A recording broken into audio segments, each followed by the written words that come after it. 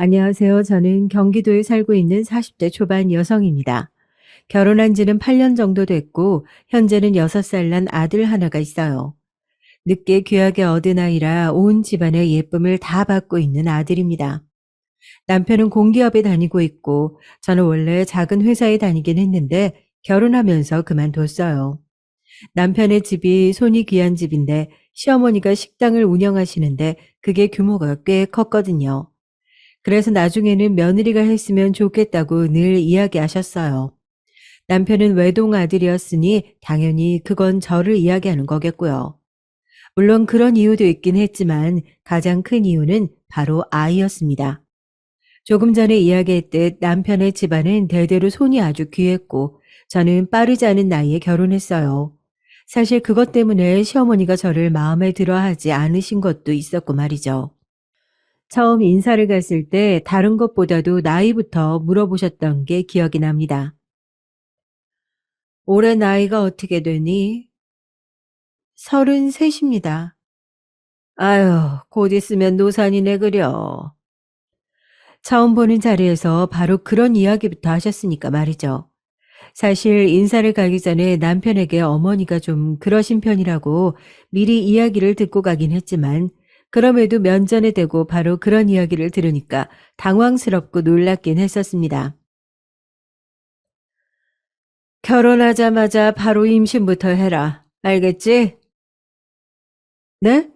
아, 네. 딱히 엄청난 반대를 하진 않으셨지만 제 나이는 대놓고 마음에 안 들어 하셨어요. 하지만 남편이 이미 저보다 4살이나 더 많았었기에 더 어린 며느리를 보는 건 쉽지 않다는 것도 알고 계신 듯 했습니다.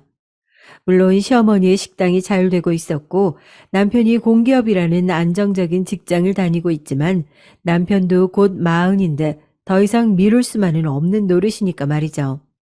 그래서 인사를 간 지 얼마 되지 않아 바로 상견례를 하고 날을 잡았어요. 최대한 빨리빨리 그렇게 결혼했습니다. 물론 좋은 점도 있었어요. 빠르게 준비하다 보니까 서로 맞지 않는 점도 빨리 해결했었거든요. 예를 들어 혼수나 예단 이런 문제들도 양측 다 욕심 부리지 않고 어느 정도만 맞춰서 했고 그 외에 다른 것들도 크게 문제가 되는 부분은 아니어서 대충대충 넘기자 뭐 이런 분위기였기 때문에 결혼을 준비하면서 한 번도 싸우거나 다툼이 있거나 하는 건 없었어요. 친구들 이야기를 들어보면 결혼 준비하면서 참 많이 싸우고 또 파혼하는 커플들도 많다던데 저희는 그런 문제는 굉장히 수월하게 넘어갔습니다. 그게 다 시어머니가 하루빨리 결혼하고 하루빨리 아이를 낳아야 한다는 어떤 사명감 같은 게 있으셔서 진행이 빨랐기 때문이기도 했죠. 아무튼 그렇게 결혼은 수월하게 했는데 문제는 아이가 바로 들어서지 않는다는 것이었어요. 결혼을 하자마자 집에서 아이 갖는 거에만 매진하라며 일도 그만두게 하셨거든요.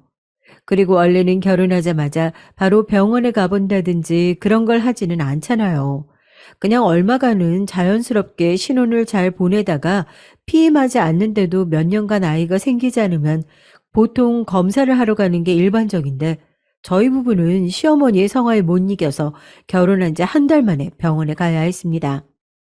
그리고 양쪽 다 문제가 없다는 이야기를 시어머니가 직접 귀로 듣고 나선 어디서 점을 보고 제 생리 주기를 검사하시는 등 유난이란 유난은 다 떠셨어요. 물론 그거에 완전히 몰입해 계셨기 때문에 다른 시비는 걸지 않는다는 게 장점이긴 했지만 그렇게 너무 간섭하시는 것 자체가 저에겐 상당히 스트레스였습니다. 한 번은 제가 돌려서 말한 적도 있었어요. 너무 그렇게 신경 쓰고 아등바등하면 오히려 안 온다고들 하잖아요. 조금만 마음 편하게 아무 생각 없이 있어 보면 찾아오지 않을까요? 남편도 저도 둘 다 문제없다고 하니까 금방 들어설 거예요. 그렇다고 가만 놓고 있을 수는 없지 않니? 네 나이도 생각해야지. 아예 신경을 안 쓰는 게 아니라 조금만 여유를 가져보는 게 어떨까요? 제가 너무 신경을 쓰고 있는 것 같아서 오히려 오지 않나 싶어서요. 제 말이 시어머니는 상당히 마음에 들지 않은 듯 보였지만 어쩔 수 없잖아요. 아이를 가져야 하는 건 저고, 그리고 제 마음이 편해야 하는 것도 사실이니까요. 그래서 시어머니는 정말 마음에 들지 않는다는 표정으로 어쩔 수 없이 수긍하셨습니다. 그리고 다행하게도 그렇게 저를 놔둔 지 반년이 채 지나지 않아서 저는 임신을 했어요. 정말이지 그야말로 온 가족의 경사였습니다. 아이고, 하나님 부처님, 감사합니다. 그래서 해산이 언제냐? 올 연말쯤이라는 것 같아요. 가만 보자. 그러면은 둘째는 좀 소름이 돋더라고요. 첫째 아이를 가지자마자 둘째를 언제 가질 수 있는지부터 계산하시는 모습을 보고 있자니 말입니다. 제 뱃속에 있는 아이가 아들이길 누구보다 간절히 바란 건 다름 아닌 저였어요. 만약에 딸이면 또 다음 임신이 있을 때까지 시어머니가 저를 얼마나 괴롭힐지 안 봐도 비디오였습니다. 정말 다시는 겪고 싶지 않았거든요. 저는 어린 시절부터 잔병 치레가 많았고 몸이 건강 체질은 아니었다 보니까 임신하고서도 걱정이 많았어요. 그리고 그 걱정은 늘 적중했습니다. 아이를 가지고 있는 동안 정말 고생을 많이 했었거든요. 임산부가 겪을 수 있는 거의 모든 질환은 다 겪은 것 같아요. 몸이 너무 힘들었고 너무 고통스러웠습니다. 물론 뱃속의 아이가 너무 보고 싶고 사랑스러웠지만 그럼에도 가끔은 견딜 수 없을 만큼 힘들었어요. 어머니는 그런 저에게 매번 잔소리를 하셨습니다. 너는 애가 몸이 그렇게 약해서 대체 어디다 쓰니? 움직이지 말라는 말이 그렇게 힘드냐, 어? 남들은 이렇게 다 해주면 고마워서 절을 한다던데 너는 왜 가만히 누워있는 것도 못해? 제가 몸이 그러니까 시어머니가 저를 돌본다는 이유로 거의 저희 집에서 사셨거든요. 아이를 가지고 있는 동안에 말입니다. 그런데 제가 움직이기만 해도 저렇게 버럭 화를 내셨어요. 저는 그때 알았습니다. 가만히 누워있는 일도 보통 일이 아니라는 걸 말이에요. 그렇게 고단하고 힘든 10개월이 지나고 드디어 아이를 볼 수 있었죠. 이미 성별은 알고 있긴 했습니다. 중간에 한번 물어봤을 때 선생님께서 알려주셨고 저는 그걸 바로 그 누구보다 빠르게 시어머니에게 알렸었거든요. 다음 임신은 정말 죽어도 하고 싶지 않아서 말이죠. 아이고, 됐어. 아들이라니. 아마 그날이 제가 시어머니를 본 중 가장 기뻐 보이는 날이었을 겁니다. 그렇게 아들을 낳았어요. 정말 집안의 경사라는 말은 이럴 때 쓰는 거구나 하고 생각했던 것 같습니다. 사실 시아버지는 딱히 임신이나 아들에 대해서 별말 하지 않으셔서 그렇게 좋아하실 줄은 몰랐거든요. 그런데 정말 좋아하셨어요. 하루 종일 아이에게서 눈을 떼지 않으시고 하루 종일 입이 귀에 걸려 있으셨거든요. 이제 어머니도 그전보다는 나아지실 거야. 당신 너무 고생 많았어. 남편이 그렇게 이야기하며 제 등을 쓰다듬어 주더군요. 저도 그렇게 생각했습니다. 그토록 원하는 아들을 낳아드렸으니 이제는 그전과는 같은 간섭이나 잔소리들이 덜 할 거라고 말이죠. 하지만 그건 엄청난 오산이었습니다. 저희 시어머니는 예사뿐이 아니셨어요. 기저귀는 뭘 써라, 언제까지는 모유수유해라, 그러면 엄마가 먹어야 할 음식은 이런 것들이 좋고 이런 것들은 먹으면 안 된다. 정말 사사건건 하나하나 다 간섭하셨죠. 둘째도 이제 슬슬 가져야지. 그리고 몸을 푼 지 얼마 되지 않아서 바로 그렇게 이야기를 하시는 거예요. 지금 와서 돌이켜보면 그때 탈출을 했어야 하는 건데 왜 미련하게 아무것도 하지 못하고 그러고 있었는지 정말 후회가 많이 됩니다. 남편은 몰랐는데 정말 회피형 인간이었어요. 딱히 저에게 못하는 건 없었지만 시어머니의 구박이나 과한 요구 조건들에도 시어머니에게 그러지 말라는 말 한마디를 하지 않는 사람이었죠. 시어머니는 그런 아들을 두고 엄마 말 잘 듣는 효자 아들이라고 했지만 제 생각은 달랐습니다. 남편은 귀찮고 번거롭고 괜히 복잡해지는 일에 끼고 싶지 않았던 거예요. 아마 자신의 어머니가 어떤지 알고 있으니 더 그러긴 했겠지만요. 시어머니는 제가 미처 몸을 다 추스리기도 전부터 둘째 이야기를 하시더니 아들이 돌이 다가올 때쯤은 정말 스트레스를 많이 주셨어요. 너도 조금 있으면 노산 아니니? 지금 낳아야 한다. 낳을 생각이 없는 거 아니니? 노력은 하고 있어. 지금 가져야 2살 차이 나고 딱 좋잖니. 볼 때마다 그놈의 임신, 그놈의 아이, 정말 지겹도록 이야기를 해대셨어요. 제가 스트레스성 탈모가 올 지경이었습니다. 아마 그쯤이었을 거예요. 저희 친정엄마가 시어머니의 그 유난을 알게 된 게 말입니다. 너 요즘 안색이 왜 그러니? 아, 한약 먹는 게 있는데 그게 몸에 잘 안 맞나 봐. 자꾸 살이 빠지네. 아, 그러면 그만 먹어야지. 무슨 약인데? 그게 시어머니가 어디서 임신 잘 된다는 한약을 해서 오셨거든요. 하루에 3번 몇 시에 먹어야 하고 이런 게 다 정해져 있는 약이었는데 때마다 전화나 문자로 제가 약을 먹었는지 체크하셨습니다. 시어머니가 지어준 한약인데 임신이 잘 되는 약일걸? 아니, 애 낳은 지 얼마 됐다고 임신을 또 하라고 약을 지어줘? 왜 그렇게 유난을 부려? 손이 귀한 집안이라잖아. 저도 모르게 편을 들고 있더라고요. 시어머니를 위해서라기보다는 그냥 시끄러워지는 게 싫어서 그랬던 것 같습니다. 하지만 그런데도 엄마는 그 상황이 몹시 마음에 들지 않으시는 듯 했어요. 당연한 거죠. 자기 딸이 임신하는 문제로 저렇게 유난인 시어머니에게 휘둘리고 있다는 게 말입니다. 아니, 김서방이 중간에서 뭐라고 안 해줘? 내가 그냥 하지 말라고 했어.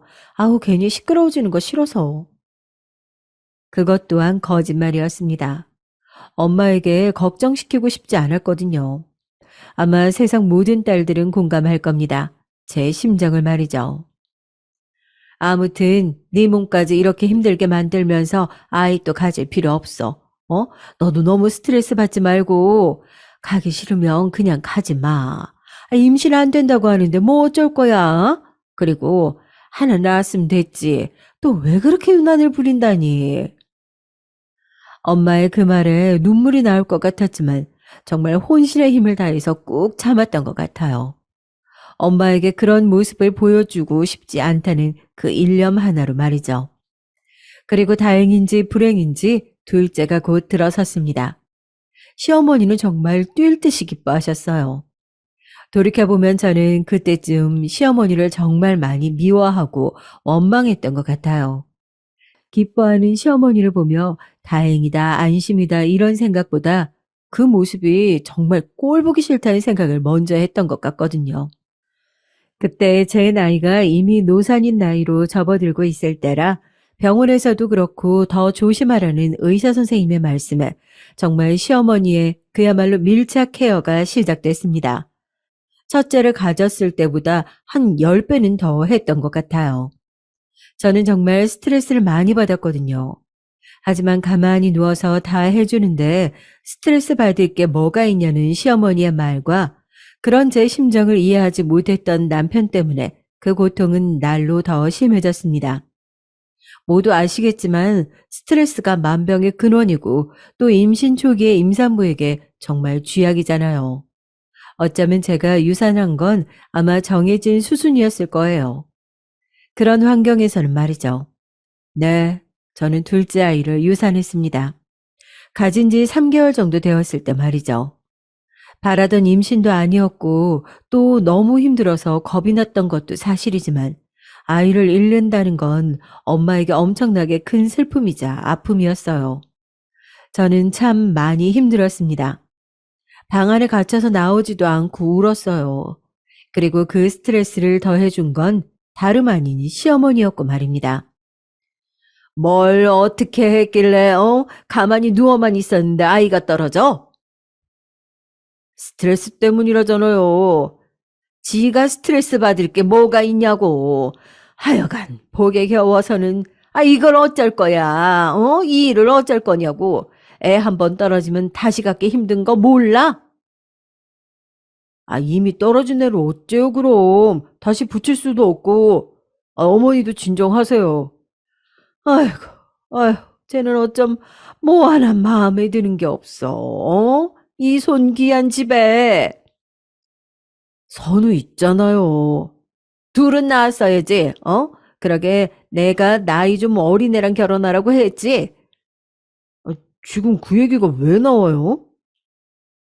시어머니는 며느리를 그야말로 애 낳는 기계, 그 이상도 그 이하로도 보지 않는다는 걸 다시 한번 실감했던 순간이었습니다.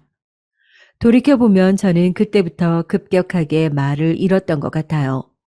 시어머니와 말을 섞기 싫었고, 그러려면 최대한 말을 잘 들어야 했어요. 그래야 두 말을 안 하시고, 그래야 시어머니의 목소리를 더 듣지 않을 수 있었으니까요. 왜 벗어날 생각을 하지 못했는지 지금 생각해보면 그때 제가 그렇게 바보 같을 수가 없어요. 너무 후회가 됩니다. 둘째를 유산하고 한동안 아이가 들어서지 않자 시어머니는 포기를 하신 듯 했습니다. 더 이상 아이 이야기하지 않으셨거든요. 그리고 아들이 자라면서 걷기 시작하고 말을 하고 그런 손주를 보는 재미에 푹 빠지셔서 저에게 더 신경을 안 쓰시기도 했고 말이죠. 그래서 좀 살만하다 싶었던 어느 날이었습니다. 너 이제 가게 나와라. 네?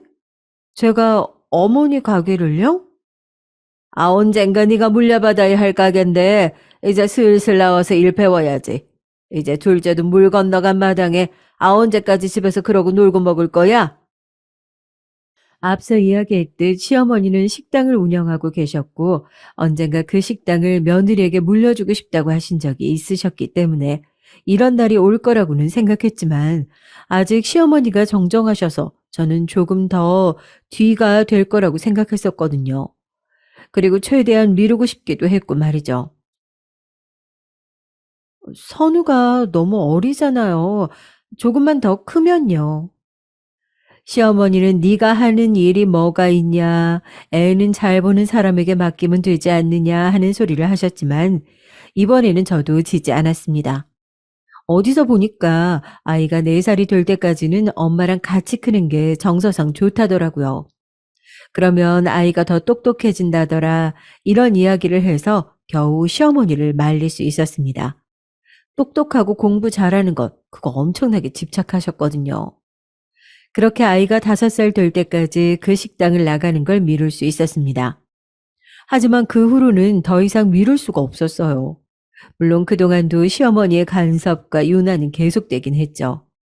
애가 안 먹으면 안 먹는 대로 많이 울면 우는 대로 언제나 제 탓을 하시며 저를 나무라셨으니까요. 그리고 그게 몇 년 동안 반복이 되자 저도 어느 순간부터는 정말 '내가 잘못하고 있는 건가? 내가 모자라서 그러는 건가?' 하는 생각이 들기 시작하기도 했어요. 처음에는 분명 시끄럽게 만들고 싶지 않아서 참고 한 귀로 듣고 한 귀로 흘리자 했던 건데 그런 이야기를 몇 년 동안 반복해서 듣다 보니까 저도 모르게 안 좋은 일이 생기면서 제 탓을 하고 있더라고요. 제가 뭘 잘못했는지 혹시나 그게 내 탓은 아닌지 하는 것과 같은 거 말이죠. 나중에 돌이켜보니 그 모든 게 요즘 흔히들 이야기하는 가스라이팅이었던 것 같습니다. 그때는 그런 줄을 몰랐는데 말이죠. 아이가 5살이 되고 이제 더는 시어머니 가게에서 일을 하는 것을 미룰 수 없었어요. 그리고 그때 또 시어머니가 어디서 알아온 영어 유치원에 아이를 보내기 시작했던 시점이라 더더욱 아이 핑계를 댈 수가 없었습니다. 그렇게 시어머니의 식당에서 일을 시작하게 됐어요. 처음에는 지금까지 들어왔던 잔소리나 시어머니의 유난 정도라면 뭐 버틸만 하겠지 하고 생각했던 것 같아요. 하지만 아니었습니다. 식당에서 함께 일하며 하루 종일 붙어 있는 시어머니는 제 상상을 초월하는 분이셨어요. 아까 손님한테 물 제대로 안 갖다 줬지? 너는 할 줄 아는 게 뭐니? 설거지 제대로 하라고 했잖아. 아, 이게 뭐야? 일이 느는 게 이렇게 더뎌서 너를 어디다 쓰니? 어? 너 사회생활은 제대로 한 거 맞니? 어쩜 이렇게 멍청할 수가 있어? 아무렇지 않게 다른 직원들이 다 보는 앞에서 그런 말들을 하셨어요. 인신공격성 발언들 말입니다. 아무리 제가 이제는 세뇌가 되어서 시어머니의 그런 말에 정말 내 탓인가, 내가 모자란가 하는 생각을 한다고 해도 저도 사람인데 남들 앞에서 그런 소리를 들으면 당연히 부끄럽고 수치심을 느끼잖아요. 그래서 하루는 참지 못하고 울었습니다. 하지만 시어머니는 우는 저를 더 나물었어요. 지금 생각하면 그건 나무라는 거나 혼을 낸 수준이 아니라 모욕이었습니다. 할 줄 아는 거 하나도 없는 애가 이 정도 말 들었다고 울어? 아, 너 그래서 장사는 어떻게 할래? 이거 꽁으로 물려받을 생각이었어? 양심이 있어야 할 거 아니야. 저는 단 한 번도 시어머니의 가게를 물려받겠다 먼저 이야기를 한 적이 없어요. 먼저 그렇게 장사가 잘 되는 가게를 남한테 물려줄 수도 없고 또 멀쩡히 회사 다니는 아들을 이렇게 험한 일 시키고 싶지 않다고 한 건 모두 다 시어머니였습니다. 저는 아무래도 장사가 적성에 맞지 않는 것 같아요. 그 말에 소리를 확 지르시더군요. 어찌나 그 소리가 컸던지 퇴근 준비하던 주방 식구들도 다 들을 정도였습니다. 적성? 아이고, 배가 쳐 불렀구나, 네가. 적성 맞춰서 일을 하고 돈을 버는 사람들이 얼마나 되니? 너 편하게 네 남편 벌어다 주는 돈으로 호의호식하면서 살 생각이었나 본데 나는 그걸 못 본다. 어디서 이게 적성 타령을 해? 아, 제가 집에서 노는 것 같으시면 그냥 다시 취직을 할게요. 너 지금 나한테 반항하니? 아니, 그게 아니고 정말 너무 고통스러웠거든요. 적성에 맞지 않는 일을 하나하나 꼬투리 잡히고 혼이 나가면서 하는 게 여간 힘든 일이 아니었습니다. 너무 힘들었어요. 식당 일도 식당 일이지만 하루 종일 감시하듯 저를 보고 있는 시어머니의 그 눈도 정말 너무 힘들었습니다. 아유, 사장님이 원래 보통이 아니시긴 한데 며느리를 더 세게 잡으시네. 그 식당에서 제일 오래 일했다는 직원이 저에게 다가와서 커피를 주며 이야기하더군요. 원래 직원들도 많이 잡으시는 편이긴 해. 아유, 그래서 여기 오래 일한 사람이 몇 명이 없잖아. 그러고 보니 시어머니의 식당은 장사가 잘 되는 유명한 식당인 것 치고는 직원이 굉장히 빨리 많이 바뀌는 편이긴 했거든요. 그게 다 시어머니가 직원들을 못 살게 굴어서 그런 것 같더라고요. 본인은 직원들을 그렇게 빡세게 잡아야 손님에게 최상의 서비스가 나가고 그래야 계속 장사가 잘 된다고 믿고 있어서 이러는 것 같은데 아유 이러는 것도 정도가 있고 하루 이틀이지. 응? 이렇게 일 잘하는 직원들이 금방금방 나가서야 음식이나 서비스 수준이 한결같을 수 있겠냐고. 사장님은 하여간 사람 귀한 줄을 몰라. 장사하는 사람한테 그게 제일 중요한 건데. 아유. 그 직원분도 몇 번이나 그만두려고 하셨지만 그때마다 시어머니가 붙잡은 것 같더라고요. 안 그래도 사람이 자주 바뀌는데 제일 오래 일하셔서 시스템을 다 아는 분이 그만두면 아무래도 운영에 차질이 생길 수밖에 없으니까요. 내 생각에는 아무래도 그래서 며느리를 들인 게 아닌가 싶어. 아이, 자기가 아무리 저렇게 지랄을 해도 그만두지 못할 거 아니야, 며느리는. 듣고 보니 정말 그런 것 같다는 생각이 들더군요. 저에게 식당을 물려주고 뭐 그런 이야기는 사실 겉만 번지르르한 핑계에 불과하고 하도 직원들이 자주 바뀌고 많이 바뀌다 보니까 식당의 맛과 서비스의 수준이 한결같이 유지되기 힘이 들고 그로 인해 요즘 매출이 조금씩 줄어드는 중이었다고 말이죠. 자기가 바뀔 생각은 안 하고 그냥 아유 이런 못된 생각이나 하고 있으니까 하여간 저 사람 참 많이 안 바뀌어. 시어머니네 가게에서 근 10년을 일하시는 분이 이제 일을 막 시작한 며느리에게 자기 사장 흉을 볼 정도면 시어머니는 정말 사람 관리를 못하고 있는 게 분명했습니다. 그것만 봐도 이 식당은 오래 유지되기는 글른 것 같았어요. 물론 시어머니 본인만 몰랐지 말입니다. 하지만 저는 그런 구체적인 생각보다도 지금 당장 제가 못 견디게 힘든 게 더 컸기 때문에 어느 날은 남편에게 이야기를 했어요. 나 도저히 어머니 가게에서 일 못하겠어. 장사도 너무 적성에 안 맞고, 하루 종일 어머님께 감시당하는 것 같은 것도 너무 스트레스야. 저는 제가 그렇게 이야기하면 남편이 제 편을 들어주고, 그래도 시어머니에게 한 번쯤은 말을 해줄 줄 알았거든요. 하지만 그건 저의 엄청난 착각이었습니다. 남편은 제가 힘든 것 따위는 안중에도 없는 듯 했어요. 여보, 어머니 식당 한 달 수익이 얼만 줄 알아? 갑자기 그 얘기가 여기서 왜 나와? 그걸 나중에 당신이 물려받을 건데 당연히 이야기해야지. 어머니 식당으로만 나보다 한 달에 내 월급 2배는 버셔. 어머니가 그 일을 하시면 몇 년이나 더 하시겠어. 그 몇 년만 참아. 아, 그보다 더한 보험이 어디냐고. 배부른 소리 하고 있어. 저보고 배부른 소리라고 하더라고요.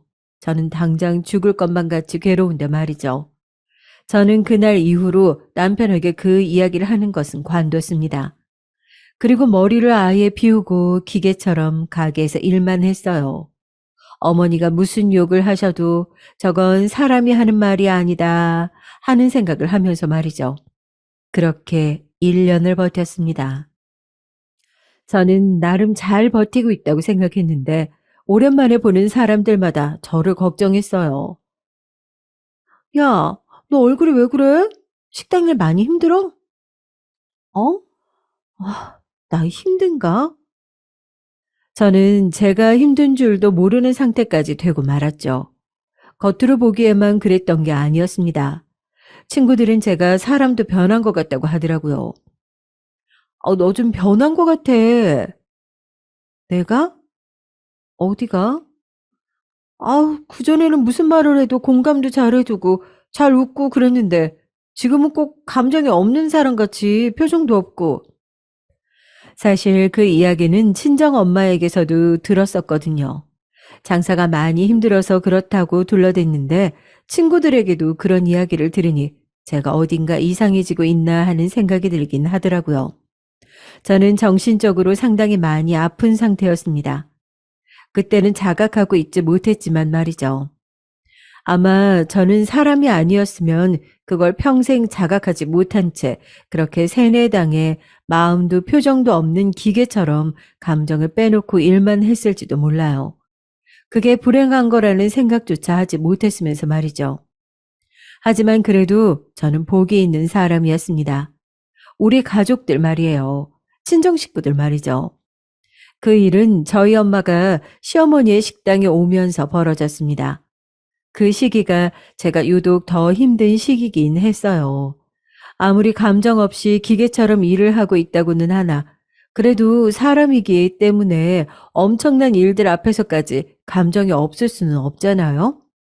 당연히 상처도 받고 말이죠. 그때 가게의 매출이 점점 떨어지고 있었거든요. 이유는 명확했습니다. 얼마 전에 주방에 이모님과 시어머니가 크게 한번 다투신 일이 있었어요. 그리고 그분이 그만두셨거든요. 물론 그 싸움도 시어머니의 막말로 시작된 거였고 말입니다. 아무튼 그래서 새로 구한 주방의 직원 때문에 음식 맛이 조금 변했어요. 맛이 없어졌다기보다는 그동안 이 식당을 찾아온 단골 손님들이 원하는 맛이 아니었다고 할까요? 그래서 그런지 단골 손님들이 많이 빠졌습니다. 당연히 매출은 떨어졌고 말이죠. 동네 장사가 아무리 잘 된다고 해도 손님들 뻔하잖아요. 그래서 시어머니가 엄청 예민했던 시기였어요. 제 작은 실수 하나도 그냥 넘기지 못했고 말이죠. 뻑하면 저에게 물통 같은 걸 집어던지고 2년 전년 해가며 욕을 해댔습니다. 원래는 그 정도는 아니었는데 정말 더 심해졌죠. 모든 스트레스를 저에게 다 풀었거든요. 그 덕에 직원들은 좀 편하긴 했을 거예요. 저한테만 그 난리를 쳤으니까 말입니다. 한 번은 그런 시어머니의 모습을 남편이 봤던 적이 있어요. 그날은 식당에 손님이 수저가 더럽다며 수저를 바꿔달라는 컴플레인이 있은 날이었거든요. 그 손님이 나가자마자 시어머니는 저에게 숟가락과 젓가락을 던지며 쌍욕을 하셨는데 그때 마침 남편이 식당으로 들어왔습니다.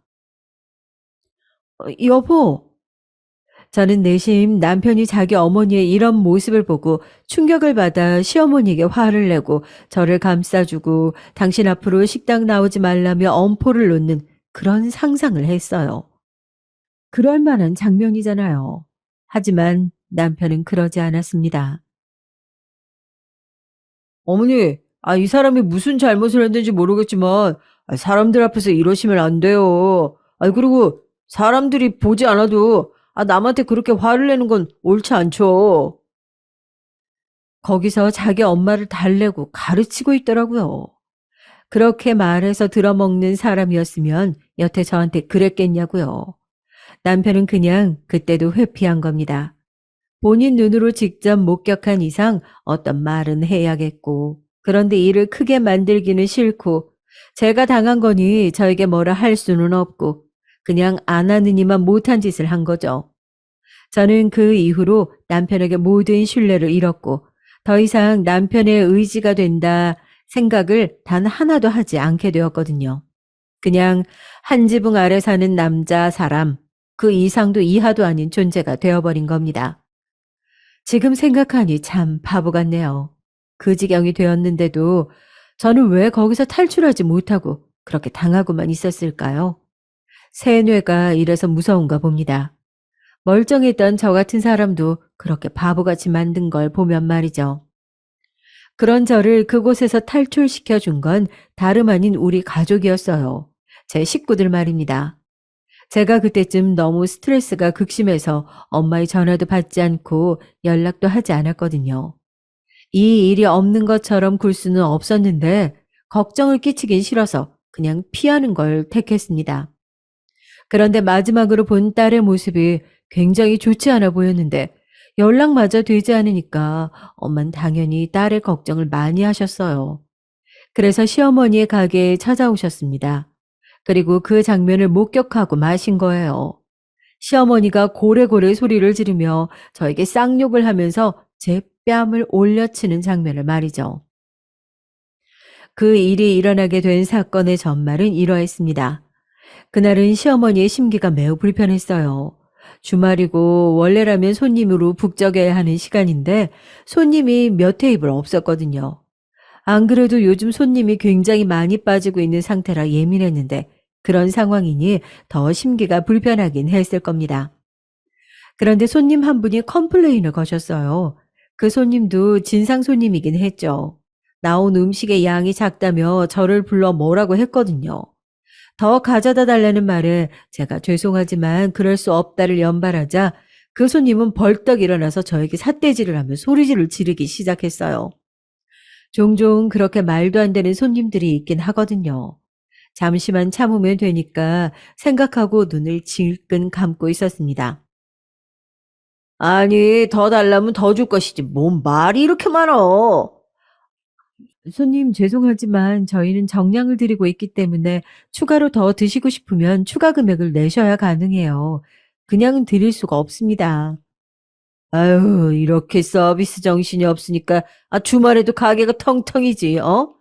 여기 네 테이블뿐이라. 이렇게 식당이 큰데?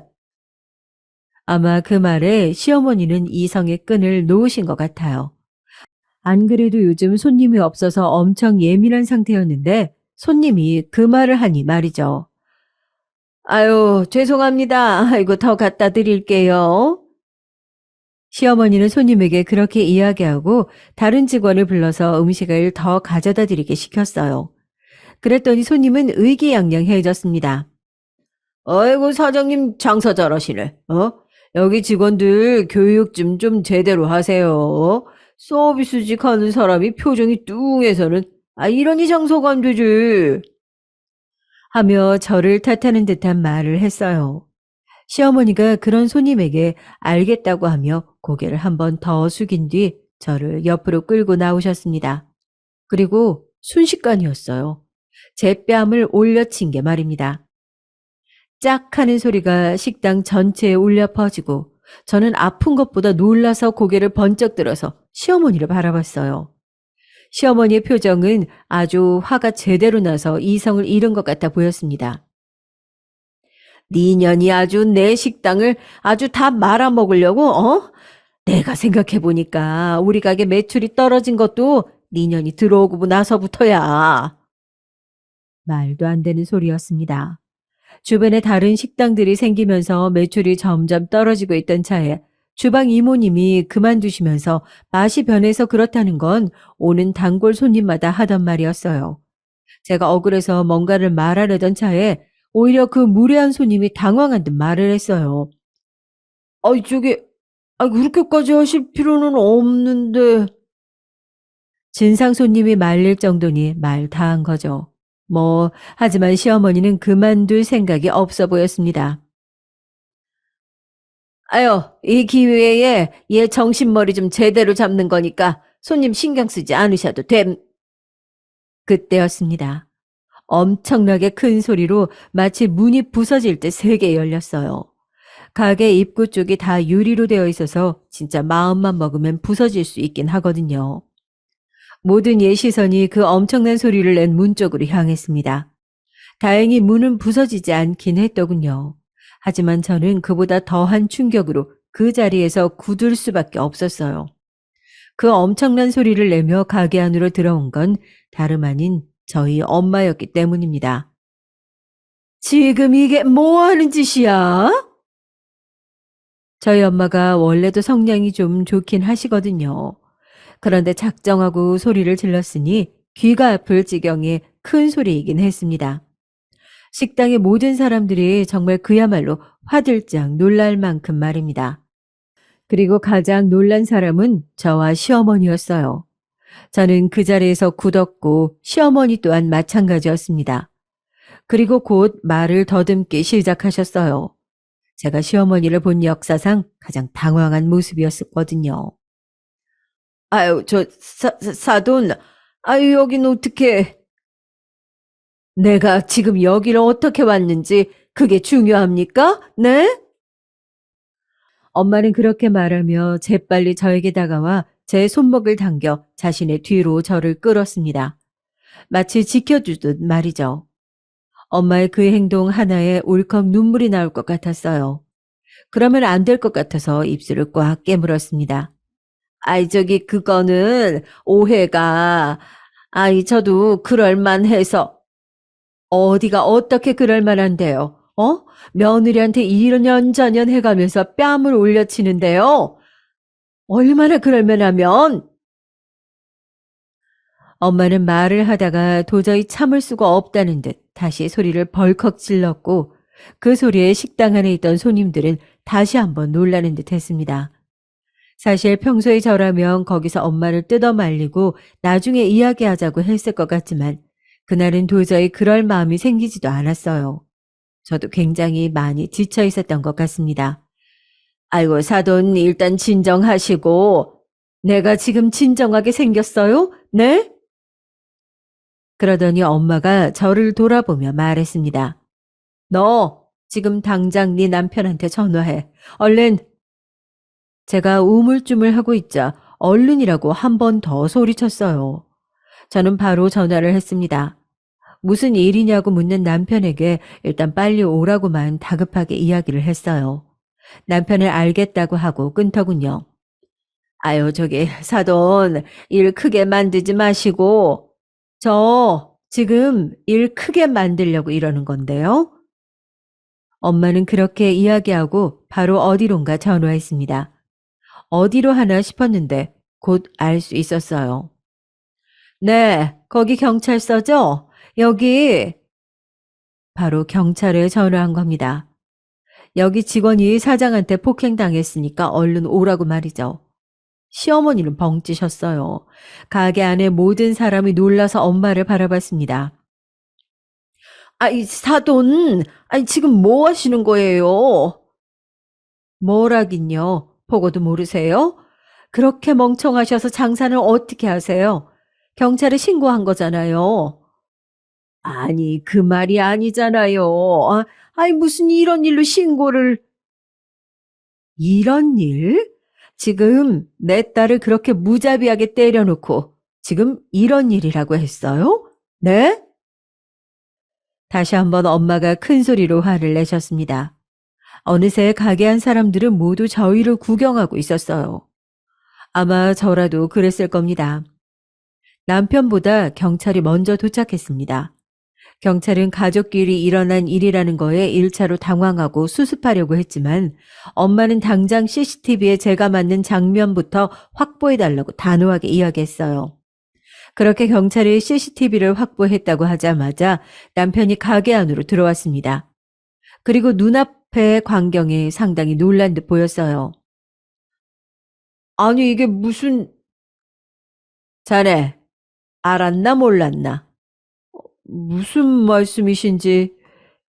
내 딸이 여기서 이렇게 폭행당해 가면서 2년 전년이라는 쌍욕을 들어가면서 일을 하고 있다는 거 알았나 몰랐나? 엄마의 그 무서운 말투에 남편이 순간적으로 진실을 이야기했어요. 원래라면 생각을 하고 자기 유리한 대로 이야기했을 테지만 그때는 상당히 당황해서 이성적으로 그런 걸 판단할 여유가 없었던 것 같습니다. 엄마 또 그러셨어요? 제가 앞으로 그러시지 말라고 했잖아요. 하고 말이죠. 그런 일이 전에도 있었다는 이야기네요. 그제야 경찰이 조금 심각하게 받아들이는 듯 했어요. 네? 아, 저, 네. 남편이 뭔가 아차하는 얼굴로 경찰을 바라봤습니다. 엄마는 눈을 감고 화를 사귀는 듯 했죠. 나중에 엄마에게 들었는데 엄마는 그때 굉장히 필사적으로 참으시고 있으셨던 거였어요. 남편이든 시어머니든 누군가를 때리지 않기 위해서 말이죠. 성질 같아서는 그 가게에 불을 지르고 싶으셨다고 하더라고요. 여보, 장모님, 일단 진정하시고. 이 집안 사람들은 단체로 진정할 일이 아닌 거에 왜 자꾸 진정을 하래? 내가 지금 진정하게 생겼나? 여기서 진정하면 그게 제정신이 아닌 거 아닌가? 내 딸이 내 눈앞에서 그런 취급을 당하며 맞았는데 엄마의 그 말에 남편이 입을 다물었습니다. 그러고는 곤란하게 됐다는 얼굴로 한숨을 쉬었어요. 지금 깨달으신 분 있으신가요? 남편은 가게를 들어와서 그 이야기를 들은 뒤 단 한 번도 저에게 괜찮냐는 말을 하지 않았습니다. 그저 이 상황을 어떻게 수습해야 할지 급급할 뿐이었죠. 그건 엄마도 눈치를 챈 것 같더군요. 자기 부인이 맞았다는 말을 듣고도 장모라는 사람이 이렇게 눈이 뒤집혀서 화를 내면 엄청난 짓을 당했다는 걸 알 텐데도 자네 여기 들어와서 단 한 번도 내 딸한테 괜찮은지 묻지 않았어. 이것만 봐도 알 수 있겠네. 우리 딸이 이 집구석에서 어떤 취급을 받으면서 여태 살았는지. 나는 더 이상 이 집구석에서 우리 딸 두고 갈 생각이 없네. 엄마의 그 말에 그동안 참았던 눈물이 터져나왔습니다. 말 그대로 눈물이 터져나왔어요. 정말 사람이 이렇게 울 수도 있구나 싶을 만큼 펑펑 울었습니다. 쓰러질 만큼 말이죠. 그렇게 울고 있으니까 아까 저에게 시비를 걸었던 진상 손님이 저에게 사과하러 오더라고요. 아유, 죄송합니다. 아유, 저도 다짜고짜 뺨을 때리셔서 당황했어요. 그렇게까지 하실 일은 아닌데, 혹시 진술이나 이런 거 필요하면 저 다 협조해 드릴게요. 그 진상 손님마저 나설 만큼이면 저희 시어머니가 어느 정도였는지 아실 수 있겠죠. 아무튼 저는 바로 병원으로 가 수액을 맞고 맞은 부분에 대한 진단서를 끄는 뒤 이미 경찰서로 갔습니다. 남편과 시어머니는 이미 진술하고 있었고요. 엄마는 동생에게 전화해 아들을 친정집으로 데리고 가라고 시켰어요. 저는 경찰서에서 그간 있었던 일을 다 진술하고 시어머니를 폭행죄로 바로 고소했습니다. 물론 그 자리에서 바로 처벌이 되거나 하는 건 아니라 사건 경위서 같은 것만 쓰고 나왔지만 말이죠. 경찰서를 나오며 남편이 그러더군요. 당신 나랑 안 살 거야? 그럼 당신이랑 살 건데 내가 이럴 것 같니? 경찰서에 앉아서 진술하면서 제가 그동안 얼마나 바보같이 살아왔는지, 이렇게 사는 게 얼마나 힘들고 답답했는지 깨닫게 됐습니다. 다시는 그 집구석으로 들어가고 싶지 않았어요. 생각만 해도 숨이 막힐 것 같았고요. 여태 제가 버티고 있었던 게 용할 만큼 말입니다. 시어머니는 저에게 한마디도 하지 않으셨어요. 자신이 무슨 말을 하든 불리하게 적용한다는 것을 순식간에 깨달으신 듯 했습니다. 아무튼 그렇게 그날은 마무리됐어요. 집으로 가서 그간 있었던 일을 이야기하며 한 번 더 울었고, 바로 다음 날 엄마의 아는 분을 변호사로 선임하고 이혼 소송을 진행했습니다. 그간 저에게 해오신 악행들이 꽤 증거가 많이 남아 있더라고요. 휴대폰으로도 악담을 많이 해오셨고요. 요즘 휴대폰에는 또 전화 내용이 자동으로 녹음되는 기능이 있잖아요. 그 기능으로 저에게 퍼부었던 엄청난 폭언들이 다 기록으로 남아 있었습니다. 엄마는 그 녹음 내용들을 들으며 우셨어요. 제가 그간 왜 말을 하지 않았는지 그런 것들을 하나도 추궁하지 않으셨습니다. 그저 그간 얼마나 힘들었냐며 꼭 안아주실 뿐이었죠. 그런 부모님과 가족들의 태도를 보며 그동안 내가 얼마나 바보 같았는지 한 번 더 깨닫게 됐습니다. 이렇게 나를 소중하게 생각해주는 사람들이 많은데 왜 그렇게 당하고 살았는지 하고 말이죠. 폭행으로 했던 소송은 증언을 해줄 사람들이 넘쳐났습니다. 시어머니와 좋지 않게 헤어졌던 가게 직원들이 소식을 듣고 너도 나도 증언을 하겠다며 연락이 왔거든요. 시어머니가 얼마나 잘못 살았는지 알 수 있는 부분이죠. 그 때문에 온 동네에 소문이 다 났다고 하더라고요. 며느리를 때리는 시어머니로 말이죠. 당연히 가게는 손님이 뚝 끊겼습니다. 동네 아줌마들이 많이 오는 가게였는데 며느리를 때리는 시어머니가 하는 가게 당연히 가지 않죠. 원래는 가게도 점점 망해가고 있었지만 정말 문을 닫아야만 했습니다. 손님이 하나도 오지 않는 날이 더 많은 식당이 되었으니까 말이에요. 가게 문을 닫던 날 시어머니가 주저앉아 우셨다고 하더라고요. 불쌍하다는 생각조차 들지 않았습니다. 그리고 폭행으로 했던 소송은 시어머니가 저에게 상당한 금액의 위자료를 배상하라는 결과가 나왔어요. 그리고 이혼 소송은 남편 측에서 합의를 제시해 왔습니다. 다른 건 다 포기해도 양육권은 안 돼. 그건 나한테 줘. 나는 그딴 집안에서 우리 아들이 크는 거 못 봐. 그리고 소송하면 어차피 내가 갖게 될 텐데 내가 그걸 왜 포기해? 시어머니는 다른 무엇보다도 제가 양육권을 가져간다는 사실에 대해 속이 뒤집혀 있어요. 울었다가 빌었다가 화를 냈다가 저에게 오만 짓을 다 하셨거든요. 지금 오씨 집안 독자를 네가 데리고 가서 키우겠다는 거냐? 어? 이혼은 해. 위자료도 주마. 선우는 안 된다. 그건 어머니가 결정하실 문제가 아니에요. 이혼도 위자료도 선우도 다 제가 법대로 다 할 겁니다. 네가 정말 내 손에 죽고 싶으냐? 어디 한 번 더 해보세요. 어머니의 그 몰상식한 행동 때문에 법정에서도 다 제 손 들어주실 거니까요. 제 말에 시어머니는 이만 악물 뿐 아무것도 하지 못하고 돌아가셨습니다. 남편도 자신의 어머니와 연을 끊으면 다시 생각해봐 줄 수 있냐는 둥 말도 안 되는 소리를 했지만 당신 얼굴을 보는 것만으로도 역겨워서 토할 것 같아라는 제 말에 충격을 받더니 다시는 그 이야기는 하지 않더군요. 이혼 소송도 다 제가 승리했습니다. 위자료도 많이 받았고 양육권도 가져왔습니다. 물론 합의하에 아이를 보여주는 부분에서는 동의했고요.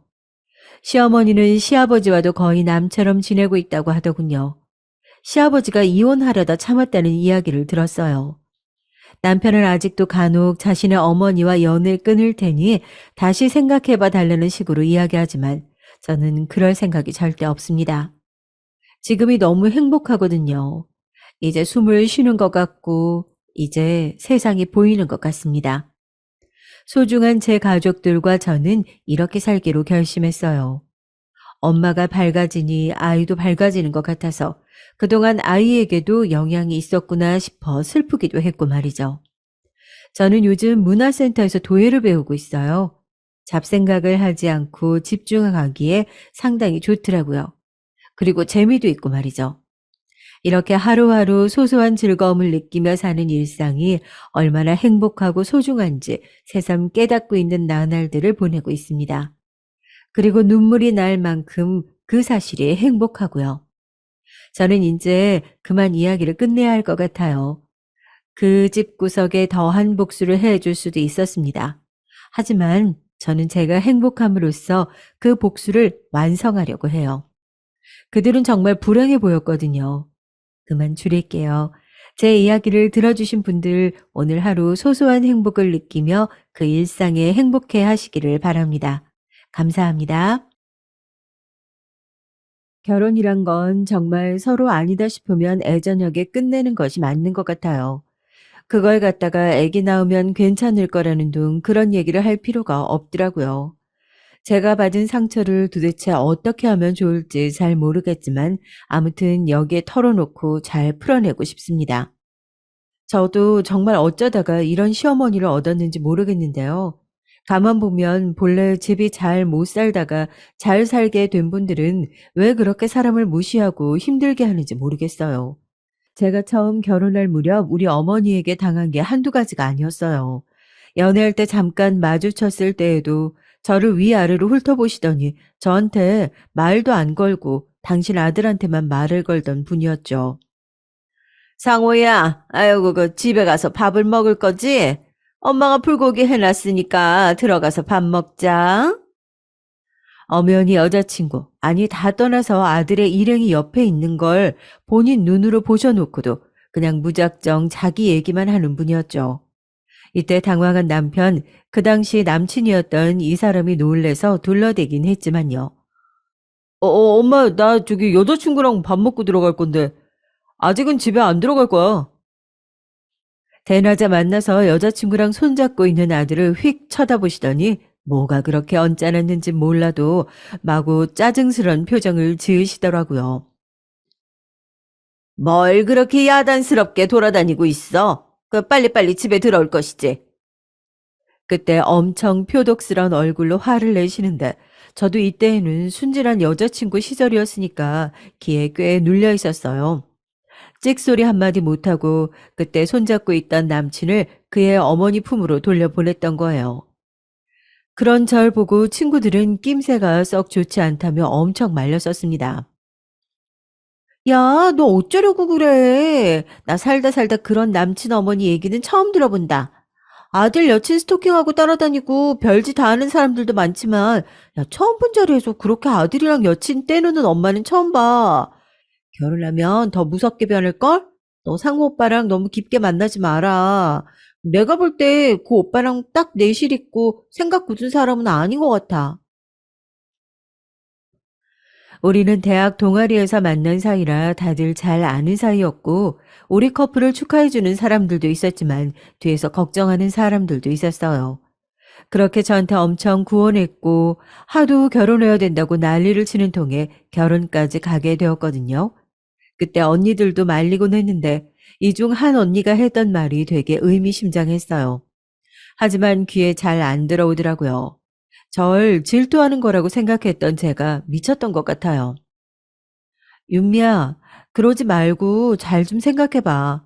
내가 이런 말은 좀 하기 그런데 너 말이야. 상이라는 애 알지? 너보다 한 살 많은 애. 걔 상우 오빠랑 사귀었던 거 알지? 너 만나기 전에 2년 정도 사귀었었거든, 그게. 이때는 뭐 저도 철도 없고 한창 사랑에 빠져 있을 때니까 이 언니가 너무 무례하게 느껴지더라고요. 뭐야? 언니, 그런 얘기를 나한테 왜 해? 나 그 얘기 진짜 듣고 싶지 않아. 내가 왜 우리 오빠가 전에 만나던 여자 얘기를 들어야 하냐고. 제 말에 순간적으로 움찔하는 듯 했지만 그래도 뭔가 사람 하나 구해야겠다는 의지가 있었던 건지 계속 말을 하더라고요. 그래, 그래. 아, 네 기분 알아. 나도 되게 지금 좀 실수한다는 생각을 하면서 힘들게 얘기하는 거야. 근데 아무튼 상우 오빠, 그래, 오빠 자체는 착하지. 하지만 나는 네가 너무 고생할 것 같아서 말이야. 걱정해 준답시고 자꾸 말을 꺼내다 멈추고 하다 말고 하기를 반복하니까 점점 짜증이 나더라고요. 한간에는 이 언니가 혹시 내 남친을 좋아하나? 날 질투하나 하면서 자꾸 생각이 섞여 들어오니 도통 얘기에 집중할 수 없었어요. 그런데 이후에 들렸던 말은 약간 충격적이라 저도 좀 헷갈리더라고요. 있잖아. 상우 오빠네 엄마 장난 아니래. 그렇게 아들 여친 미워하고 집착하고 장난이 아닌가 봐. 그래서 걔도 헤어진 거래. 오빠 자체는 좋은 사람인데 말이야. 이쯤 들으니까 불쾌하면서도 묘하게 신경이 쓰이는 거예요. 그리고 그 끝에 덧붙인 오빠 자체는 좋은 사람이라는 말은 또 다르게 기분이 나빴습니다. 왠지 그 여자한테도 제 남친이 좋은 사람이었다는 말인 것 같아서 여러모로 짜증이 나더라고요. 언니, 나 그런 얘기 그만 듣고 싶어. 일단 결혼하기로 한 건 나고 내가 선택한 거니까 그냥 다 알아서 할게. 피해를 봐도 내가 보는 거고 아니어도 내가 알아서 하니까 그냥 놔두면 안 돼? 아주 톡 속에 경고를 하고는 그렇게 자리를 박차고 나와버렸던 기억이 있는데 결혼하고 나서 보니까 어머니가 확실히 보통은 아니신 거예요. 결혼하고 우리 신혼집에 수시로 들어서시는데 이게 계속 신경 쓰이더라고요. 저도 며칠은 좀 지켜보다가 남편에게 얘기를 했어요. 저기 오빠, 어머니 너무 자주 오시는 것 같아. 저번에 내가 밥도 차려드렸는데 이제 집에 오면 계속 식사하자고 하시고 나보고 어디 나갈 거냐고 물으시더라고. 나도 볼 일이 있는데 어머니가 자꾸 집에 오시니까 나가기가 좀 그래. 그렇게 말을 했더니 남편도 처음에는 신경 쓰는 것 같더라고요. 엄마 자꾸 오셨어? 엄마도 나름 내가 장가 가고 그러니까 좋은가 봐. 근데 우리 윤미는 좀 불편할 수 있겠네. 근데 말이야, 엄마가 아마 저러는 게 사정이 있어서 그런 것 같아. 나는 엄마 기분이 좀 이해가 가서. 이 말은 좀 이해가 안 되는 거예요. 뭔 사정이길래 뭐가 어떻게 이해가 간다고 하는 건지 납득이 잘 안 되더라고요. 그런데 남편이 상견례 때에도 잘 몰랐던 얘기를 갑자기 하는 거죠. 근데 저도 순간적으로 이 말을 들었을 때에는 어머니가 약간은 안쓰럽긴 했어요. 저기, 나한테 남동생이 하나 있어. 그런데 대학생 되자마자 얘가 사고로 하늘나라로 갔거든. 그때 엄마가 얼마나 우셨는지 몰라. 기절하시고 일어나지도 못하고 며칠을 병원에 누워 계셨었어. 정말 나는 그때 우리 엄마도 잘못되는 줄 알았어. 얘기를 들어보니 뭔지 모르겠지만 친구들끼리 놀러 갔다가 아주 큰 사고를 당했었나 봐요. 나도 우리 엄마 아빠 못지않게 가슴에 동생을 묻은 셈이라 마음이 늘 무거워. 우리 가족들 간에는 엄연히 금기되는 얘기라서 말 꺼내기도 힘들고. 그래서 상견례 때도 딱히 얘기를 안 하신 것 같아. 아들 하나 잘 키우겠다고 장모님이랑 장인어른이 말씀하실 때 아, 그때 우리 엄마 많이 씁쓸했을 거야. 그런데 그냥 우리도 딱히 말할 이유를 못 찾겠더라고. 이런 사정을 들으니까 정말 마음이 좋지 않더라고요. 아픈 사연이 있었는데 몰랐구나 싶고 당시 남편은 군대에 있을 때라서 아주 늦게 소식을 들었었나 봐요. 아무튼 여러 사정을 미루어 볼 때 확실히 가슴 아픈 사연이긴 했어요. 그때 운전이 좀 서툰 애가 했었나 봐. 내 동생만 그리 된 게 아니라 거기 타고 있던 애들 다 그렇게 된 거라. 하여간 그때 기억이란 정말 끔찍해. 저기 혹시나 해서 하는 말인데 엄마 아버지 앞에서 그 얘기는 안 하는 게 좋아. 아직도 힘들어 하시거든. 이 말을 듣고 저는 엄마에게 그대로 전했는데 엄마도 듣더니 엄청 놀라시더라고요. 세상에, 그런 일이 있었어? 아유, 니네 시어머니 그 생떼 같은 아들을 대학 들어갈 때까지 키워놓고 어땠겠어. 아유, 너무 힘들었겠다. 그런 것도 모르고 우리는 상견례 때 그냥 눈치 없이 아들 하나 어쩌고 얘기를 했네. 근데 몰랐으니까, 아유, 어쩌냐. 그냥 자식 가슴에 묻으면 어떻게 하냐고. 정말 어찌나 혀를 쯧쯧 차시던지 이러다 우리 엄마 혀가 마르면 어떡하나 싶을 정도로 안쓰러워 하시더라고요. 하여간 저도 이런 얘기를 나누다 보니 마음이 이전과는 좀 달라져서 어머니가 어쩌다가 오셔도 그렇게 싫은 티는 안 내게 됐습니다. 남편도 몇 마디 얹었거든요. 엄마 딴에는 이제 정말 자식이 하나밖에 없잖아. 그러니까 엄마 딴은 나를 장가 보내고 한 게 너무 자랑스러운 거야. 내 동생 분까지 잘 살아줬으면 하는 거고, 그러다 보니 엄마도 어쩔 수 없이 자꾸 들여다보고 신경 쓰나 봐. 엄마 입장에서는 그럴 수도 있는 거잖아. 이 말에 묘하게 설득당해 가지고서는 저도 한동안은 착한 며느리병에 걸려서 어지간히도 신경을 썼었습니다. 괜히 어머니 모시고 어디 영화관도 가고 전시회도 가고 밥도 사드리고 둘이 그렇게 시간을 보냈답니다. 근데 저는 말이에요. 제가 너무 세상 물정을 몰랐던 걸까요? 그렇게 하면 어머니가 저를 좀 기특하게 생각하신다든지 잘해 주실 줄 알았어요. 근데 꼭 그렇게 하지 않으실진 몰라도 적어도 어머니의 그 적적한 마음을 좀 채워드릴 수 있을 거라고 꿈도 아주 야무졌던 것 같아요. 어머니의 그 허한 마음은 한낱 며느리 따위인 제가 아무리 용을 써봤자 뭐 해결이 안 되더라고요. 예, 너는 무슨 물을 틀고 양치를 하냐? 아유, 이거 다 낭비야, 낭비. 얼른 물 꺼. 얘가 무슨 돈을 물 쓰듯이 쓰나 봐, 아주 그냥. 아니, 제 집에서 제가 양치하느라 잠깐 물을 틀었는데 어머니는 그게 그렇게 못 견디시겠나 봐요. 이날은 엄청나게 더운 날이었는데 땀 뻘뻘 흘려가면서 어머니랑 시장도 다녀오고 사시겠다는 거 다 사서 같이 들어드리고 우리 집에 왔거든요.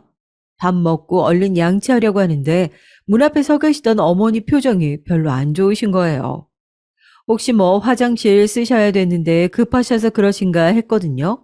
근데 저보고 물 틀고 양치한다고 저렇게 뭐라고 하시는 거예요. 이때부터 좀 뭔가 이상하다 싶긴 했는데 우리 어머니는 제가 잘한다고 용을 쓸수록 더 만만하게 보시는 것 같은 거죠. 그러면서 몇 번 역성을 들어드렸더니 계속해서 저희 집에 오시더라고요. 저도 직장 다시 알아봐야 하고 자격증도 따려고 하고 집에만 있다고 해서 할 일이 없는 게 아닌데 말이에요.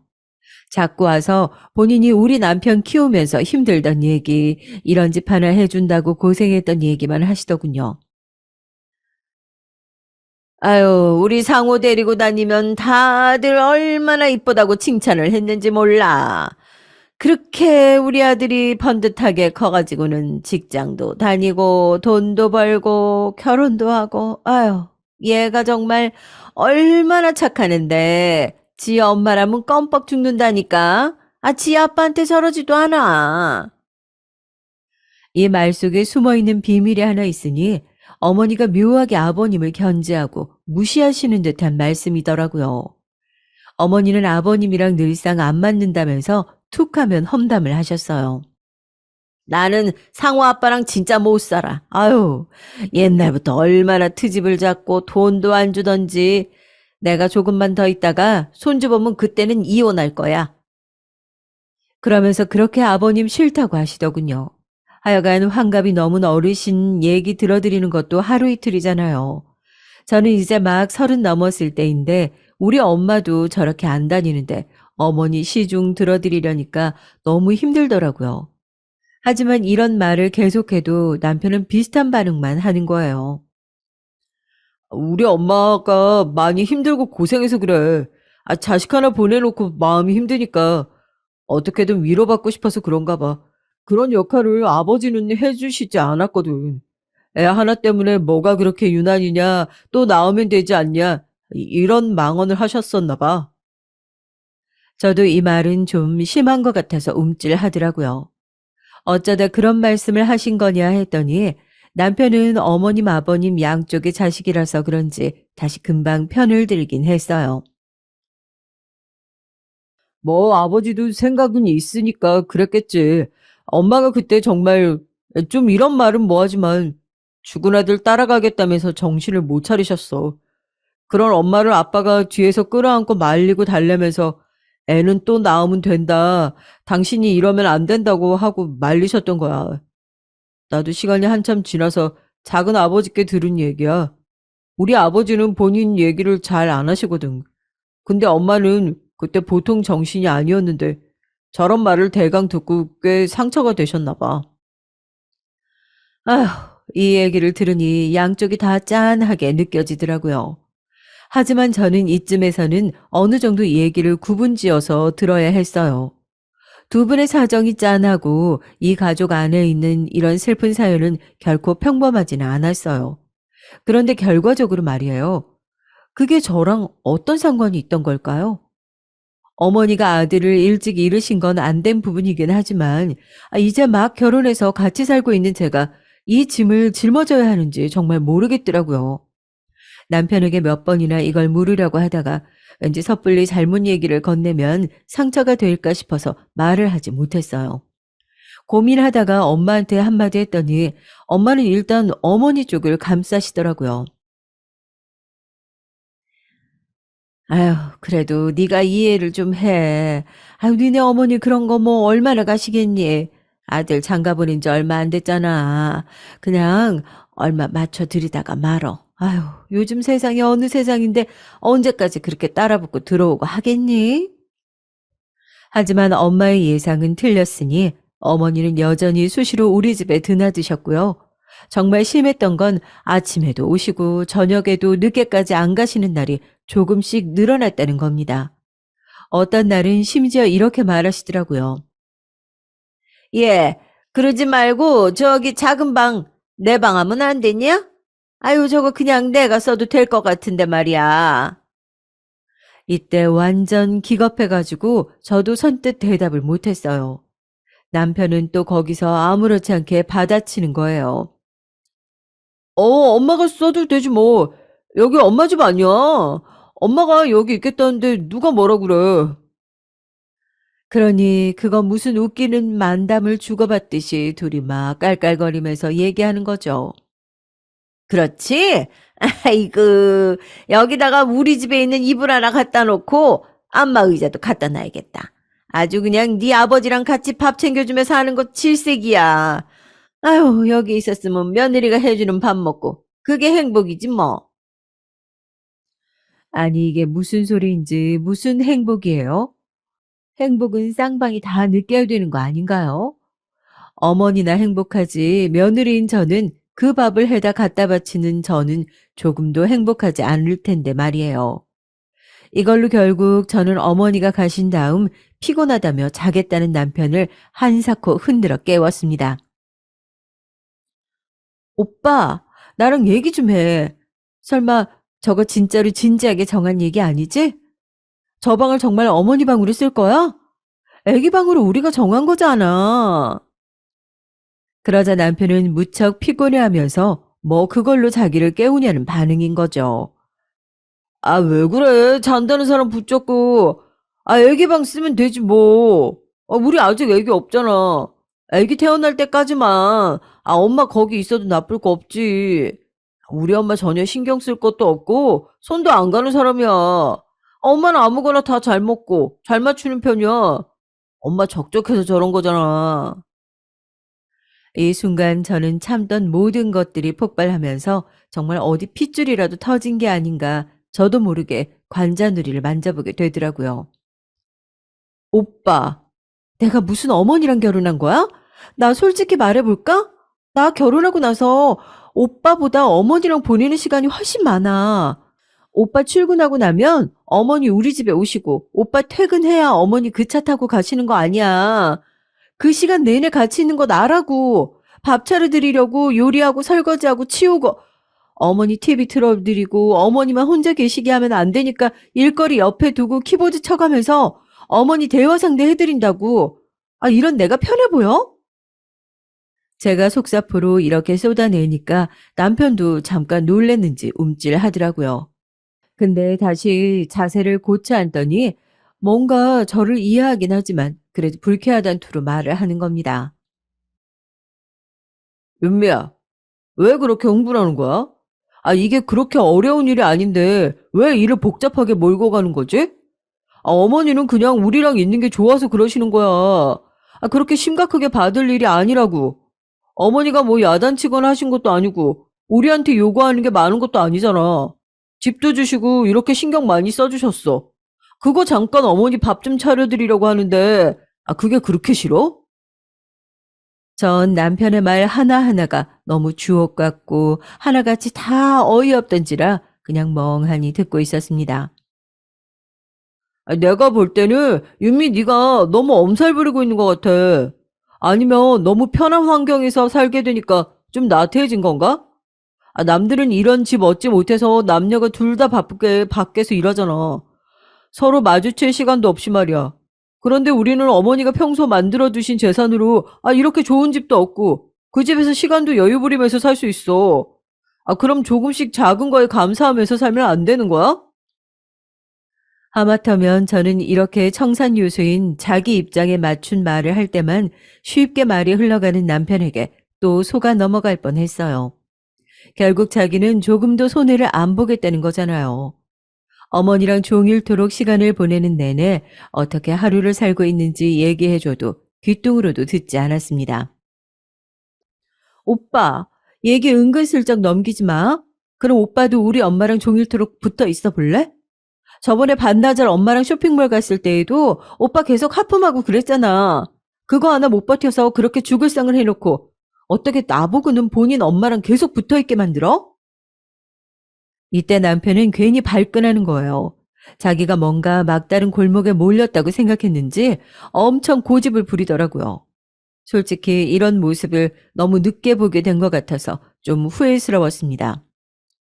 윤미 너 생사람 잡지 마. 내가 언제 장모님이랑 같이 있을 때 지루했어? 그날은 그냥 다들 피곤해했잖아. 나는 전날 야근했고 그날 네가 꼭 구태여 장모님이랑 거기 냄비 사러 가야 된다고 해서 운전해서 힘들게 모셔다 드린 거야. 너는 왜 그런 거 고마운 건 모르고 나한테 따지기만 하냐? 아니, 애시당초에 우리가 왜 이런 문제로 싸워야 되는 거야? 이게 싸울 일이야? 진짜 너무 한심한 일 아니냐? 이러면서 묘하게 모든 잘못을 저한테 있다는 식으로 몰고 갑니다. 이거 정말 좀 아니다 싶어서 씩씩거리다가 저도 크게 한마디 했어요. 오빠가 뭐라고 하던 간에 나는 이제 좀 그만하고 싶어. 어머니가 계속 오시겠다고 하면 어쩔 수 없는데 나는 집에 없을 거야. 내일부터 나는 자격증 학원 등록할 거고 도서관도 다니고 취업 활동도 할 거야. 원래 진즉부터 할 거였는데 어머니가 자꾸 오시는 바람에 너무 늦어졌어. 솔직히 좋은 마음으로 어머니와 다니는 것도 하루 이틀이지. 벌써 거의 2달이 다 됐다고. 이런 거 오빠는 나한테 고마운 마음도 없어? 남편은 이때 완전히 화난 듯한 얼굴로 저를 응시하더니 머리가 아프다며 바로 이불을 뒤집어 쓰더군요. 그러고 그 다음날 뭐가 그렇게 기분이 나쁜지 차려준 밥도 먹는 둥 마는 둥 하고 나가버렸습니다. 근데 너무 어이가 없는 게 그러고 출근하는 길에 자기 엄마한테 미주알 고주알 다 일러 바쳤나 봐요. 얼마 안 되어서 제가 나가려고 하는데 어머니가 또 집에 들이닥치신 겁니다. 전 얼마 전부터 준비해왔던 얘기를 용기 내서 말했고요. 곧바로 무시를 당했습니다. 저 어머니 지금 나가는 길이에요. 저 나가야 되는데 집에 계실 거예요? 다음에 오시는 게 좋을 것 같은데. 이 말을 하는 저를 어머니는 아주 도끼 어린 눈으로 흰자만 거의 보일 정도로 무섭게 노려보시는 거예요. 코로 내쉬는 그분의 거친 숨이 제 입까지 느껴질 정도였어요. 뭐가 그렇게 한맺힌 일이 있어서 주먹까지 쥐고 어깨를 들썩거리면서 절 노려보시는 걸까요? 그래? 너 내가 집에 오는 거 싫다고 했다면서? 야, 내 아들 집이야. 내 아들 집에 얹혀 살면서 이게 누굴 보고 오라 말아야, 어? 어디서 그딴 말을 해? 이때 얼마나 크게 소리를 질러댔는지 옆집 신혼부부가 사는데 그 집 부인이 슬그머니 문을 열고 훔쳐볼 정도였어요. 평소 오가면서 좋게 인사했던 여자분인데 그 앞에서 얼마나 창피하고 죽고 싶던지 일단은 어머니 들어오시라 했어요. 제가 언제 그렇게까지 말을 했어요. 오빠가 그러던가요? 어머니 저는 그냥 저도 일정이 있고 해서 나가야 된다고 그렇게 말을 한 거예요. 어머니는 제 말을 듣기도 싫다는 듯이 제 팔을 확 치시는 거예요. 그게 그 말이지. 너 어른 갖고 말장난하냐? 이게 어디서 어른 머리 꼭대기에 서서 장난을 치려고 해? 어디서 지가 어른을 구슬리겠다고 기어오르냐고? 너 나가서 볼 일 볼 거면 봐. 나는 집에 있을 테니까. 그러면서 제 어깨를 확 밀치더니 그냥 집 안으로 들어가 버리시더라고요. 그렇게 소파에 덜렁 누워버린 어머니를 보고 저는 안 나갈 수도 나갈 수도 없고 그냥 여러모로 아주 이상한 상황이 돼버렸습니다. 머릿속으로는 남편한테 대한 분노가 바글바글 끓지 어머니는 저 모양으로 나한테 짜증만 내지 진짜 미치겠더라고요. 하지만 이날 실제로 저는 학원 등록을 생각했고 상담도 예약해 두었던 날이었거든요. 어쩔 수 없이 그냥 움직였는데 진짜 너무 화가 나는 건 12시쯤 어머니가 또 고래고래 소리를 지르면서 전화를 하신 거였어요. 어디냐? 아, 밥 때 됐는데 왜 안 들어와? 시애미는 굶어 죽으라는 거냐? 너는 네 시애미를 이렇게 집안에 놔두고 밥도 뭣도 어디 있는지 안 가르쳐주고, 응? 내가 전화를 해야만 밥 대인지 하는 거야? 이래서 옛말에 며느리 잘 들여야 된다고 했어. 눈치코치 없고 멍청한 걸 며느리로 들이니까 이 고생을 사서 하는 거지. 아유, 두야. 이때 버스 정류장 앞에 서 있다가 정말 얼굴에 온 핏기가 싹 가시는 게 느껴지더라고요. 제가 무슨 어린 딸을 집에 둔 애엄마도 아니고 저보고 얼른 들어와서 자기 밥 챙겨주라는 거예요. 너무 얼척없고 황당해서 뭐에 얻어맞은 듯 홀린 듯 그냥 대충 장 봐서 들어가긴 했는데요. 이렇게 뭐가 꼬이기 시작하니까 자꾸 말려들 것 같더라고요. 이날은 어거지로 저도 속을 달래가며 참긴 했지만 그 다음 날은 어머니가 오시기도 전에 나가버렸고 연락도 받지 않았습니다. 어머니의 절 향한 분노는 날이 갈수록 커져만 갔지만 하도 대놓고 제가 피해대고 다 끊어버리니까 뭐 어쩌질 못하시더라고요. 반면 남편도 저한테 실망했네 어쩌니 하는데 전 별로 그런 말이 귀에 들어오지도 않았어요. 아니, 하루 어머니를 안 보니까 왜 이렇게 좋은 거며, 이틀째 안 보니까 너무 좋고, 사흘째 안 보니까 환장할 만큼 좋고, 나흘째, 닷새째 계속 안 보니까 이제는 제 삶이 사는 것 같고 숨 쉬는 것 같더라고요. 남편은 이런 제 모습을 보면서 불만이 많다는 투로 굴었지만 전 신경 쓰지 않았습니다. 그래봤자 자기만 불편할 거였거든요. 저 역시 밥도 안 차려주고 대꾸도 하지 않았고 주말에도 남편과 함께 보내지 않았어요. 제가 자기 엄마를 서운해했다면서 사과드리라는 남편을 보니까 저도 이대로 버릇을 초장에 잡던지 정 아니면 다른 방법을 생각해야 하는 건지 고민이 됐었거든요. 그러다가 제가 꽤 크게 다친 사건이 하나 발생했는데 자전거를 타고 주민센터를 가다가 아주 대차게 넘어진 거예요. 이때 다리를 접지르게 됐고 인대도 찢어지고 하여간 엉망진창인 날이었어요. 자격증 발표도 안 좋게 나오고 마음도 힘들고 결혼해서 남편과 살고 있기는 하지만 대화도 잘 안 하는 날들을 보내며 좀 우울했거든요. 그런 와중에 이런 사고가 났죠. 저도 모르게 남편한테 전화를 걸게 됐습니다. 그렇게 길어지던 냉전을 깨고 말이죠. 그런데 남편은 이런 냉전을 깨겠다는 제 반응에 아주 냉랭하게 답하더군요. 의무적으로 답을 하는데 마치 로봇인 것처럼 아주 딱딱하게 말이에요. 아, 그래? 아팠겠네. 병원은 가봤어? 빨리 나와야 할 텐데 힘들겠다.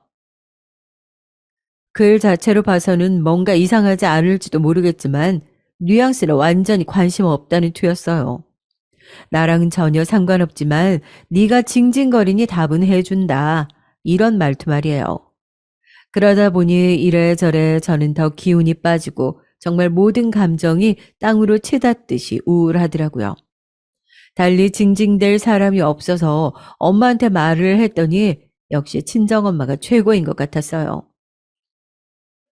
아니, 어쩌다가 그랬어. 밥은 먹었고, 아휴, 일단 거기 있어봐. 역 앞인 거지? 엄마가 얼른 갈게. 같이 병원 가보자. 이렇게 엄마가 차를 끌고 오셔서 그 곁에 병원도 다녀오고 제 상태를 보니 엄청 안쓰러워 하시더라고요. 발 깁스를 하면서 질질 끌고 다니다 보니까 엄마는 안 되겠다 싶었나 봐요. 아, 엄마가 옆에서 좀 봐줘야겠다. 이래가지고 뭘 해. 너 당분간 누워있기만 해. 실제로 저는 발을 끌면서 움직이다 보니까 뭘 할 수가 없는 거예요. 남편 밥을 준비하기는커녕 저 먹을 밥도 못 챙겨 먹을 정도로 힘들고 아프더라고요. 화장실 가는 것은 그럭저럭 어떻게든 했지만 하여간 생활하는 게 여간 힘든 게 아니었습니다. 그런데 남편은 집에 와서 잠잘 때 빼고는 제 옆에 없으니 돌봐줄 사람이 필요하긴 했어요. 어쩌다 보니 전에 어머니가 들어오시냐 마냐로 아주 티격태격했던 건 그 방 있잖아요. 거기로 우리 엄마가 임시로 들어오게 된 거예요. 남편은 이때 뭐라 반격하고 싶었던 것 같지만 일단 제가 아파서 오신 거니까 별 수 없잖아요. 하나하나 다 시중 들어주시고 심지어 엄마가 아침 저녁으로 밥도 해주셨어요. 그렇게 해서 계시는 동안 이걸 또 어떻게 아신 건지 제 심증으로는 아마 남편이 말한 것 같지만 어머니가 또 나타나신 겁니다. 너 다쳤다며? 그 내가 너 먹으라고 김치 좀 갖고 왔다. 이러면서 불쑥 나타나시더니 아주 거칠게 자기가 싸들고 온 김치통을 막 풀어헤치시는 거예요. 우리 엄마가 본인이 넣겠다고 하니까 이때 한마디 톡 쏘시는데 좀 어이가 없더라고요. 아유, 됐어요, 사돈. 아무리 딸 아파서 오셨다고 하지만 딸내 살림 그렇게 제 집 살림처럼 막 벌컥벌컥 여닫고 하는 거 아니에요. 어? 그러면 친정 어른들 왔다 갔다 하는 거 쉽게 여길 테고 제 시어머니는 못 오게 구박하고 그럴 거 아니에요. 제가 얼마나 며느리 눈치를 보고 사는지 아유, 사돈은 아세요? 이렇게 대놓고 우리 엄마한테 면박을 주니 엄마도 민망해 하시더라고요. 솔직히 이건 엄마가 전혀 기죽을 포인트가 없었는데 어머니는 자세한 얘기도 풀지 않고 무작정 자기 입장만 피해자인 것처럼 마구 쏘아붙였어요. 우리 엄마가 죄인인 양 말이에요. 엄마는 이날은 그냥 그렇게 넘어가긴 했지만 많이 불편하셨던지 표정이 안 좋으시더라고요. 내가 아무쪼록 대강 마무리하고 가야겠는데 어떡하니. 네 어머니가 영 불편해하시는 것 같으니 말이야. 그런데 우리 엄마가 뭐가 그렇게 신경 쓰고 죄인처럼 굴어야 하는지 너무 화가 나는 거죠. 어머니는 몇 달을 매일같이 여기 출근 도장 찍으시는 데다가 다른 사정도 아닌 제가 아파서 우리 엄마가 와 계시는 거잖아요. 근데 그게 그리 못마땅하셨는지 아주 심술궂게 그 뒤로 매일 오시는 거예요. 아주 잘 걸렸다 싶으셨던 거죠. 이쯤 보니 남편은 정말 무슨 출근길에 제 엄마한테 다 일러바치는 모양이었습니다. 집에서는 한마디도 않고 그냥 조용히 밥 먹고 쓱 일어나더니 얼마나 일찍 다 일러댔으면 오전 10시쯤에는 꼭 저한테 전화가 걸려오더라고요. 오늘도 니네 엄마 있냐? 어째 그렇게 딸네 집에 엉덩이 붙이고 집에 갈 생각을 안 한대. 아유, 니네 아빠는 니네 엄마 찾지도 않니? 이러면서 잔뜩 성난 소리로 저를 협박하듯이 말하는 거예요. 이건 진짜 뭐 자기소개도 아니고 딸이란 단어에서 아들만 바꾸면 본인 얘기 아니냐고요. 어머니 본인은 아버님이 집에 있던 말던 신경도 안 쓰고 우리 집 오셨으면서 그렇게 한 달, 두 달 출퇴근을 하셔놓고 말이에요. 우리 엄마가 저 아파서 봐주러 온 명백한 이유가 있음에도 불구하고 이렇게 와 있는 게 너무너무 싫었었나 봐요. 심지어 제가 가장 열받았던 건 우리 엄마가 같이 계시면서 지내는 내용들까지 다 일일이 일러 바쳤다는 거예요. 그걸 갖다가 어머니는 트집을 잡고요. 우리 상호 오늘 김치찌개 먹고 갔다더라. 근데 얘 다른 건 잘 먹는데 꼭 그렇게 찌개만 하셔야 하는 거니? 반찬도 좀 다양하게 해서 먹이지. 딸내미 아파서 봐주러 왔다면서 뭐 왜 더 신경을 안 써줘? 누가 보면 제가 아니라 뭐 당신 아들인 우리 엄마 사위가 아파서 봐주러 온 줄 아시겠어요. 제가 뭘 먹건 알 바 아니고 자기 아들 잘 챙겨 먹이고 장모 사위 대접 잘 받고 있는지 그게 궁금하신 것 같더라고요. 저도 웬만하면 엄마도 같이 지내고 있으니 참아보려고 했는데 이때는 안 되겠어서 노래를 크게 틀어놓고 남편한테 전화해서 따졌습니다. 도대체 오빠 나이 몇이야? 나보다 한두 살 많은 사람이잖아. 뭘 그렇게 어머니한테 아침 저녁으로 일러바쳐? 우리 엄마가 뭘 해주고 먹었는지 왜 참견이신데? 엄마가 우리 밥 해주는 사람이야? 나 아프니까 못 먹고 다들 힘들까봐 와 계신 거잖아. 엄마가 어디 그냥 놀러 왔냐고. 오빠는 그게 그렇게 안 입고 와서 어머니한테 일러 바치는 거야? 남편은 이때 발끈해가지고 또 지 엄마 편을 들더라고요. 아, 엄마가 궁금해하니까 물어볼 수도 있는 거 아니야. 내가 말하려고 한 게 아니라 엄마가 물어봤다고. 각자 집에 딸 하나 있고 아들 하나씩 있으니까 다 자식한테 집중하는 거지. 장모님도 마찬가지 아니셔? 왜 자꾸 우리가 싸워야 하는 거냐고. 나 진짜 너무 지친다, 윤미야. 아, 왜 이렇게 시비를 거는 거야? 이렇게 얘기가 흘러가다 보니 저는 점점 이제 화가 나는 게 아니라 지치기 시작했습니다. 아마 남편이 먼저 지친다는 단어를 사용해서 그런지 몰라도 그 말에 아주 적극적으로 공감이 가더라고요. 결혼한 이래 가장 크게 공감 갔던 남편의 말이 이거라니 좀 슬프기도 했습니다. 그러면서 새삼 저도 무의식 중에 우리들 사이에 아기가 없다는 게 다행이란 생각이 들더라고요. 엄마는 그런 말 하지 말라고 등을 철썩 때리시더라고요. 아이고, 윤미야. 너 왜 그런 말을 해? 복 없는 그런 말 좀 하지 마. 처음부터 다 맞춰가는 부부가 어딨어? 이렇게 다투고 저렇게도 하면서 다들 맞춰가는 거야. 아유, 너무 심각하게 받지 말아라. 그러다가 애가 생기면 다들 결국 정으로 그렇게 살아가는 거라고. 근데 저는 엄마의 이 말이 자꾸 의문을 갖게 되더라고요. 아기가 있으면 잘 살아가게 된다니. 둘 사이에 서로를 향한 배려는 하나도 없고 꼭 뭔가 이유가 되는 게 있어야만 같이 잘 살게 되는 건 이상하잖아요. 적어도 결혼 전 남편은 저에게 그런 어떤 대가가 필요한 사람은 아니었거든요. 그렇게 말을 하니 제 안에서 더 확고해졌던 게 이 사람과의 사이에서 제가 아이를 갖고 싶은지 아닌지 질문하게 되었다는 겁니다. 주변을 보니까 아기가 생기는 순간 정말 이러지도 저러지도 못하더라고요. 일단 이걸 걱정한다는 자체가 저도 많이 지치고 남편에게 기대고 뭐고 떨어졌다는 걸 의미하는 것 같더라고요. 그쯤 되니 퇴근해서 들어오는 얼굴만 봐도 알 수 없는 짜증이 밀려오고 우리 엄마한테 대충 인사만 하고 지 방으로 들어가 버리는 그 모습하며 그냥 모든 게 다 싫어지기 시작했습니다. 엄마가 해주는 밥도 먹고 나가는 주제에 말이에요.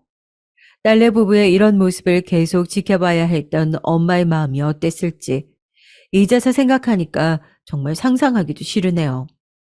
특히 그날 아침의 일은 두고두고 잊을 수가 없고 제가 이혼을 진행하게 된 본격적인 계기가 돼버렸습니다. 일말의 정이라도 남아있었기에 남편과의 사이를 이러지도 저러지도 못하고 고민했었던 건데 그 사건 때문에 저는 미련 없이 남편을 끊어내게 됐답니다. 그날은 엄마가 가끔씩 우리를 챙긴답시고 해주던 아침밥 준비로 분주했고 엄마 딴에는 사위 챙긴답시고 셔츠를 다려주시다가 깜빡하셨어요. 남편이 입겠다고 내놓은 셔츠도 없었고 어찌어찌 말해둔 것도 아닌데 무슨 옷을 어디서 입을 줄 알고 우리 엄마가 찾아서 다려두나요? 이 얘기를 제가 구태여 강조하는 이유는 진짜 웃기지도 않은 저희 어머니가 말이에요. 세상 트집 잡을 게 없어서 이걸 갖고 막말을 해댔기 때문입니다. 저는 병원을 가는 날이라서 되게 바빴고 학원 가서도 할 일이 있어서 정신이 없었거든요. 근데 오래도록 울리지 않고 조용하던 시댁 가족 단톡방이 있거든요. 거기에 들어온 메시지 한 줄을 보고 진짜 눈이 확 뒤집어지고 정신이 깨이는 느낌이 들더라고요. 병원에서 제 옆에 앉아서 꾸벅꾸벅 졸고 있는 엄마 팔에 기대어 이 메시지를 받고 정말 기절할 듯 소스라치게 놀라버렸습니다. 윤미 너, 네 엄마한테 처신 똑바로 하라 그래라. 출근하는 사위 다름질도 안 해주고 딸네 집 와서 기생하는 주제에 염치도 없냐? 좋은 집 해줬으면 주제를 알아야지. 짐승이나 벌레도 그런 짓은 안 하겠다. 이미 첫 줄부터 잔뜩 날이 서 있는 말투라서 내내 놀라는 중에 어쩜 끝으로 갈수록 이렇게 어이없는 말들만 가득하냐고요. 하지만 저도 이때 잘못한 게 저만 보고 좀 추슬러야 했었는데 말이에요. 그만 너무 흥분한 나머지 옆에 있는 엄마에게 이거 보라고 한 거예요. 아, 엄마, 와, 나 미치겠네. 진짜 뭐 이딴 인간이 다 있냐? 나 정말 못 참겠어, 엄마. 어? 왜 그래? 뭐 때문에 그러는데? 그때 어머니가 남긴 그 경박한 메시지를 눈으로 읽은 엄마의 표정이란 정말 평생을 한이 되는 것 같아요. 어머니 잘못보다 그걸 보게 한 제 잘못이 더 크다고 느껴질 정도로요. 당시 엄마의 표정은 너무 당황스럽고 놀란 상태였어요. 잔뜩 눈썹이 꺾여서는 너무 억울하고 서운한 듯한 눈으로 그 화면을 응시하던 엄마를 생각하면 전 지금이라도 다시 새롭게 쫓아가서 어머니의 멱살이라도 잡고 싶은 마음이에요. 뭐 제 대신 멱살을 잡고 안 놔준 사람이 있어서 또 그럴 수는 없지만 말이에요. 제가 지인한테 이 얘기를 했더니 다른 그 어떤 사실보다 대체 누가 니네 어머니 멱살을 잡았냐고 그걸 궁금해하는 거예요. 아마 사연 듣는 분들도 그게 제일 궁금해 하실까봐 미리 말을 해두자면 우리 어머니 멱살을 잡고 흔들어댔던 사람은 착한 우리 엄마도 아니고 이 상황을 뒤늦게 알고 화냈던 아빠도 아니고 저는 더더욱 아니었어요. 그럴 심사는 있었지만 이걸 직접 행동으로 옮겼던 건 바로 우리 작은 이모랍니다. 이모는 요양사 일을 하고 있고 가끔씩 동생인 우리 엄마네 다니러 왔었어요. 그런데 제가 아파서 엄마가 와 있다고 하니까 안쓰럽게 여겨서 한번 들르신다고 하셨거든요. 그 사건이 있던 당일은 아니었고 그 다음날 이모가 우리 집에 왔어요. 저랑 엄마는 제 남편 볼 기분이 안 나서 그 전날도 밖에서 대충 먹는 둥 마는 둥 밥을 먹고 왔고요. 여러모로 남편이라는 존재 자체에 질려버린 저는 엄마를 시켜서 이 집에 있는 거 아무것도 손대지 말라. 나 이 인간이랑 안 살 거라고 아주 강하게 말했죠. 엄마 역시 상처가 큰 상태에서 저를 차마 말리지도 못하고 있던 판국에 오전 시간대 이모가 우리 집에 온 거예요. 왜 이래? 왜들 이렇게 얼굴이 초상집이야? 무슨 일 있어? 그러면서 집을 좀 구경시켜 달라는 이모의 말에 저는 툴툴거리면서 답했어요. 이모, 지금 나 집 구경시킬 상황이 아니야. 지금 좀 심각해. 그러자 이모는 결혼한 지 그리 오래 안 된 조카네 처음으로 와봤다가 좀 당황하신 것 같았습니다. 그럴 수밖에 없고요. 이게 무슨 말이야? 왜 그러는데? 이모 말에 저도 갑자기 좀 억눌려 있던 것들이 왈칵하고 올라오면서 그냥 막 털어놓고 싶더라고요. 딱히 얘기할 기분은 아니었지만 우리 엄마가 너무 불쌍하기도 하고 성격 괄괄하고 화끈한 이모가 좀 같이 화내주면 나쁠 것 같지 않았거든요. 욕이나 시원하게 하고 그냥 있잔 생각으로 저도 주저리 말을 했는데 전 정말 큰 뭔가의 파장을 상상치도 않고 얘기한 거였어요. 근데 이게 그렇게 큰 일을 불러올 줄이야. 우리 이모는 정말 막을 수가 없는 무조건 앞으로만 전진하는 기차 같은 사람이었더라고요. 그래서 엄마가 옆에서 그렇게 쉬쉬거리면서도 제 등짝을 마구 때려댔나 봐요. 뭐야? 에라이, 누구야? 웬 년이야? 내가 제대로 잡아서 아주 숨도 못 쉬게 해버릴 거야. 누구냐고? 어디서 뭐 하는 데인데? 그러면서 이모가 엄청 성질을 내면서 씩씩거리시는데 막 저도 그때부터 약간 두근두근한 거예요.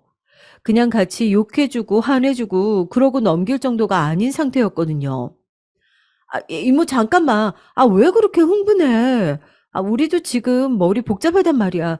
좀 진정해. 그런 와중에 이모는 제 앞에서 당장 니네 시어머니한테 전화하라 난리여서 어쩔 수 없이 저도 어정쩡하게 핸드폰을 열어서 단톡방 메시지를 다시 보는데요. 순간 이모가 확 뺏어가는 거예요. 어디 보자. 어떤 년이 진짜 내가 가만 안 둬. 얼씨구 뭐? 기생충? 웃기고 있네 진짜. 이거 맞아? 얼굴 좀 보자. 이게 뭐야? 어? 이모는 눈이 별로 안 좋아서 얼굴을 찌푸리면서 봤는데 잘 안 보인다면서 화면에 얼굴을 갖다 대더니 어머니 카톡 프로필 사진을 한참을 응시하시는 거예요. 야, 윤미야, 잠깐만. 아, 이게 니네 시어머니야? 아, 이모, 진짜, 아, 왜 이러냐고, 오버하지 마. 무슨 전화를 하라 말아야. 아, 그냥 이렇게 보고 말라고, 진짜. 안 그래도 머리 아픈데 이모가 너무 정신사납게 화를 내길래 좀 달래려는데 이모는 계속 눈을 떼지 않고 한참을 보는 거예요. 아니, 낯이 익은데? 눈은 잘 모르겠는데, 왜 이렇게 인상이 익지? 아, 무슨 헛소리야. 아, 그러지 말고 핸드폰 이리 줘. 아, 너 좀 잠깐 있어봐. 아, 왜 핸드폰을 갖고 가고 그래? 다시 획 빼앗아간 이모를 보며 머리를 벅벅 긁고 있는데 갑자기 이모가 아주 충격적인 말을 하는 거예요. 순간적으로 저는 고개를 확 들어서 이모를 쳐다봤어요. 어? 이모가 왜? 이모, 진짜 우리 어머니 아는 거야? 그, 뭐야, 이름이 이순자인가? 아니, 이숙자인가? 아, 하여간, 아, 그렇지 않아? 내가 바로 기억하는 건지 모르겠는데, 이때 말을 들어보니까 정말 너무 충격적이게도 아마 제가 살아온 일에 제일 충격받은 범위가 큰 게 아닌가 싶은 이야기인데요. 우리 이모와 우리 어머니 말이에요. 고등학교 때 동창이었던 거예요. 이모는 똑똑히 기억한다면서 본인이 한창 그 특유의 성격으로 주름 잡고 다닐 때 우리 어머니는 그냥 어디서 빌빌거리고 그랬다는 겁니다. 아니, 이모, 나 지금 너무 당황스러운 건데, 아유, 됐고, 당장 오라고 해. 네 시어머니, 여기 오라고 하라고. 엄마도 이쯤 되니 말리기 시작하는데 이모는 아주 강경하게 나가더라고요. 저도 정말 이때 실랑이를 한창 벌였는데요. 제가 안 하면 이모가 전화를 걸겠다고 하고 집에 안 간다고 난리를 치시는 거예요. 결국 어머니한테 떠듬떠듬 전화를 걸었는데 그때 그 표독스러운 말투를 보니까 저도 욱하고 감정이 올라오더군요. 그래서 제 딴은 아주 대담하게 할 말이 있으니 이리로 오시라 했어요. 야, 이게 어디서 오라가라야, 진짜. 너 미쳤니? 집에서 뵐게요, 어머니. 전화 끊겠습니다. 전 더 말 섞기 싫어서 일단 전화를 끊어버렸지만 참 너무 지독하고 변함없이 저렇게 고자세를 취하는 어머니가 너무 징글징글하게 느껴졌어요. 이모랑 무슨 일이 터질지 불안한 반면에 한편으로는 어머니가 진짜로 당했으면 좋겠다는 생각을 했나 봐요. 제 마음 안에서 거의 90%는 남편과 이제 못 살겠다는 생각이 있었으니까요. 그리하여 어머니는 집에 와서 문을 막 탕탕 쳤는데 이모는 저보고 가만히 있으라면서 본인이 덜컥 문을 열지 뭐예요? 야, 뭐 하자, 응? 어머니는 현관을 들어서다가 우리 이모가 문 앞에 서 있는 걸 보더니 눈이 휘둥그레지더라고요. 뭐라고 저한테 말을 할 틈도 없이 이모는 그 길로 어머니 멱살을 휘어잡고 마르고 소리를 질러댔어요. 야, 너 이숙자 맞지? 야, 이숙자인지 순자인지 이 등신 같은 인간아. 나이 처먹고 그렇게 사냐? 이게 진짜 누구 앞이라고 개겨? 너 제대로 한번 당해봐, 어? 이모는 정말 무시무시하게 어머니를 붙들고 놔주지 않았고 급기야 손찌검까지 가길래 결국 엄마와 저는 죽을 힘을 다해서 붙들고 떼내는 수밖에 없었습니다. 어머니는 정신없이 우리 이모한테 붙들려서 영문을 모르겠다는 얼굴로 자꾸 우리 이모 얼굴을 보더라고요. 너 나 몰라? 나 김복순이야. 나 모르냐고. 여고. 몇 번을 말해야 알아들을래, 이년아. 옆에서 제가 아무리 뜯어말려도 금방 또다시 잡아주는 이모의 힘을 감당할 길이 없어서 저는 결국 뒤로 내동댕이 쳐졌어요. 다리도 제대로 다 나은 상태도 아니고 저나 엄마는 한계였거든요.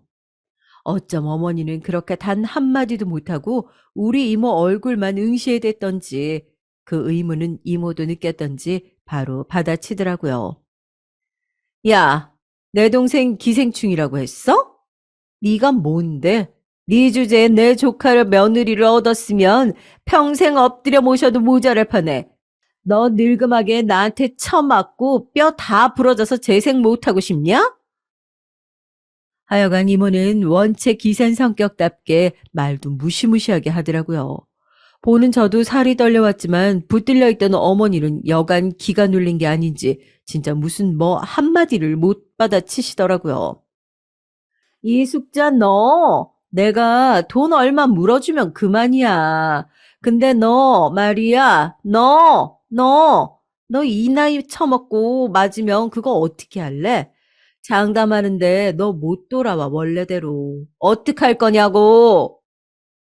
이모는 그렇게 악착같이 잡고 안놔주면서 어머니에게 귀청이 떨어져 나갈 정도로 소리를 질러댔어요. 급기야 어머니는 어느새 무릎을 꿇는 것도 아닌 것도 아닌 어정쩡한 자세로 주저앉아서 그냥 무조건 고개를 파묻고 막 싹싹 비는 거죠. 말도 못하고 웅얼웅얼거리면서 말이에요. 보다 못한 엄마가 제발 좀 그만 놓으라고 하는데 이모는 그렇게 먼지가 풀풀 날리는 와중에도 절대 놓지 않았습니다. 내가 얘기 다 들었어, 너. 너 진짜 나이를 곱게 처먹었어야지. 이 나이에 며느리 앞에서 머리채 잡히니까 좋냐? 그러게, 멀쩡히 살았어야지. 옛날에도 간제비처럼 굴더니 어쩜 그렇게 인간이 안 변하냐? 넌 좀 더 맞아야 돼. 정신 차려, 일어나. 제 생각에는 어머니도 정말 여간 수치스러운 게 아니었을 것 같기는 해요. 이모가 보통 개망신을 시킨 게 아니니까요. 진짜 단 한마디도 뭐라고 찔끔거려 보지도 못한 채 자기가 그렇게 생무시해대던 며느리와 사돈 앞에서 얻어맞은 거니까요. 이 문을 열고 들어설 때만 해도 당장 저한테 손찌검이라도 할 듯 위풍당당하시던 분이 거꾸로 저렇게 멱살 잡혀서 입도 뻥끗 못하는 모양을 보니까 참 감정이 다양하게 오가더라고요. 통쾌한 기분이 없었냐 하면 그것도 있기는 한데요. 그냥 저렇게 철저하게 약자한테는 강하게 굴고 강자한테는 바짝 쥐어사는 모양새를 보니까 모든 게 너무 씁쓸하고 기가 찬 거예요. 결국 어머니는 그대로 어정쩡하게 우리 엄마한테 사과는 했는데 하도 웅얼거리고 꿍얼거리셔서 제대로 듣지는 못했어요. 이모가 똑바로 빌라고 잘 안 들린다고 윽박지르는 걸 엄마가 제발 그쯤 하라고 해서 어찌어찌 마무리하긴 했답니다. 그러고 놔주는 순간 어머니는 진짜 다리에 뭐라도 달린 듯 쏜살같이 문을 열고 도망가 버리시더라고요. 우리 이모랑 옛날에 뭐가 어땠는지 모르겠지만 그냥 당장의 순간을 봐도 이모가 엄청나게 위쪽에서 길을 다 잡고 눌러버리긴 했어요. 그러면서 이모는 저한테 그간의 일들을 묻는데 기왕 저도 이렇게 됐으니까 숨길 게 없겠더라고요. 이모는 얘기를 들으면 들을수록 화가 났는지 저한테 짜증을 내셨어요. 너는 그런 얘기를 진즉했어야지. 그런 열받는 일을 이제 말하면 어떡해? 아주 아까 걷지도 못하게 제대로 응징을 해줬어야 되는데 이게 뭐냐 진짜. 다시 붙잡아서 혼낼 수도 없고 아우 속 터져. 하여간 상황이 이렇게까지 오게 된 이상 저는 더 이상 어머니랑 어머니와 며느리의 관계로 지낼 수 없다는 생각이 들었습니다. 그건 저뿐 아니라 어머니 그리고 남편 역시 모든 상황을 알게 되었다면 같은 마음 아닐까요? 이모는 저보고 단톡방에다 글 남기라고 막 화를 내시는데 차마 못하겠더라고요. 제 전화로 어머니에게 다시 걸라고 해서 했더니 5통을 걸어도 절대 안 받으시더군요. 결국 인내심이 짧은 이모가 본인 핸드폰으로 걸었고 모르는 번호로 걸려온 전화는 또 어머니가 받으시더라고요. 그때 이모가 잽싸게 바로 마구마구 쏟아내기 시작했어요. 야 이숙자 나다 김복순 너 당장 네 새끼랑 이혼시켜. 우리 윤미랑 네 자식이랑 이혼시키라고. 네가 그렇게 옆에서 아주 이혼하게 바람을 쳐넣는다며. 너 진짜 내가 더 못 혼내준 게 한이야. 좋은 말 할 때 네 그놈의 하르비 같은 아들놈이랑 갈라서게 해. 우리 윤미가 네 아들놈 같은 쓰레기랑 같이 살아준 것도 고마운 줄 알아. 이모는 정말 어떤 것도 꺼리낄 게 없다는 어투로 분노를 표출하고서는 성이 안 풀리는지 냉수를 벌컥벌컥 들이키셨어요. 그 후로 저는 짐을 정리해서 그 집을 나왔고 현재 이혼 진행 중인데요. 이 와중에도 어머니는 자기가 폭행을 당했다고 또 뭐라고 하려다가 제 핸드폰으로 이모가 아직도 덜 아픈 거냐고 문자를 보내니까 조용해진 상태예요. 일단은 지금 이걸 쓰고 있는 순간까지 어머니로부터 온 연락은 없는 상태입니다. 남편도 본연의 그 우유부단한 성격, 그리고 곧 죽어도 제 탓은 안 하고 남 탓을 해야 성이 풀리는 성격에 저한테 벌써 골백 번은 먼저 연락이 왔어야 하거든요. 그런데 우리 이모의 협박 때문인지 몰라도 어머니가 남편에게 뭐라 말해둔 것 같아요. 저한테 연락하지 말라고 말이에요. 그냥 최소한으로 필요한 내용들만 전달하고 있는데 그렇게 저한테 힘든 싸움은 아닌 것 같아요. 어머니는 웬만해서 저런 수치를 당해놓고 참을 사람이 아닌데 어머니 역시 연락 한 통 없더라고요. 그냥 이렇게 물 흐르듯이 흘러가 준다면 저는 조만간 저 인간과 완연히 남남으로 돌아가게 될 것 같아요. 혼인신고라도 안 했더라면, 아니, 식이라도 안 올렸었다면 등등의 여러 가지 가설들을 세우는 게 벌써 몇 번째인지 모르겠지만, 그냥 지금이 제일 빠른 때라고 생각하고 적당선에서 만족하려고 합니다.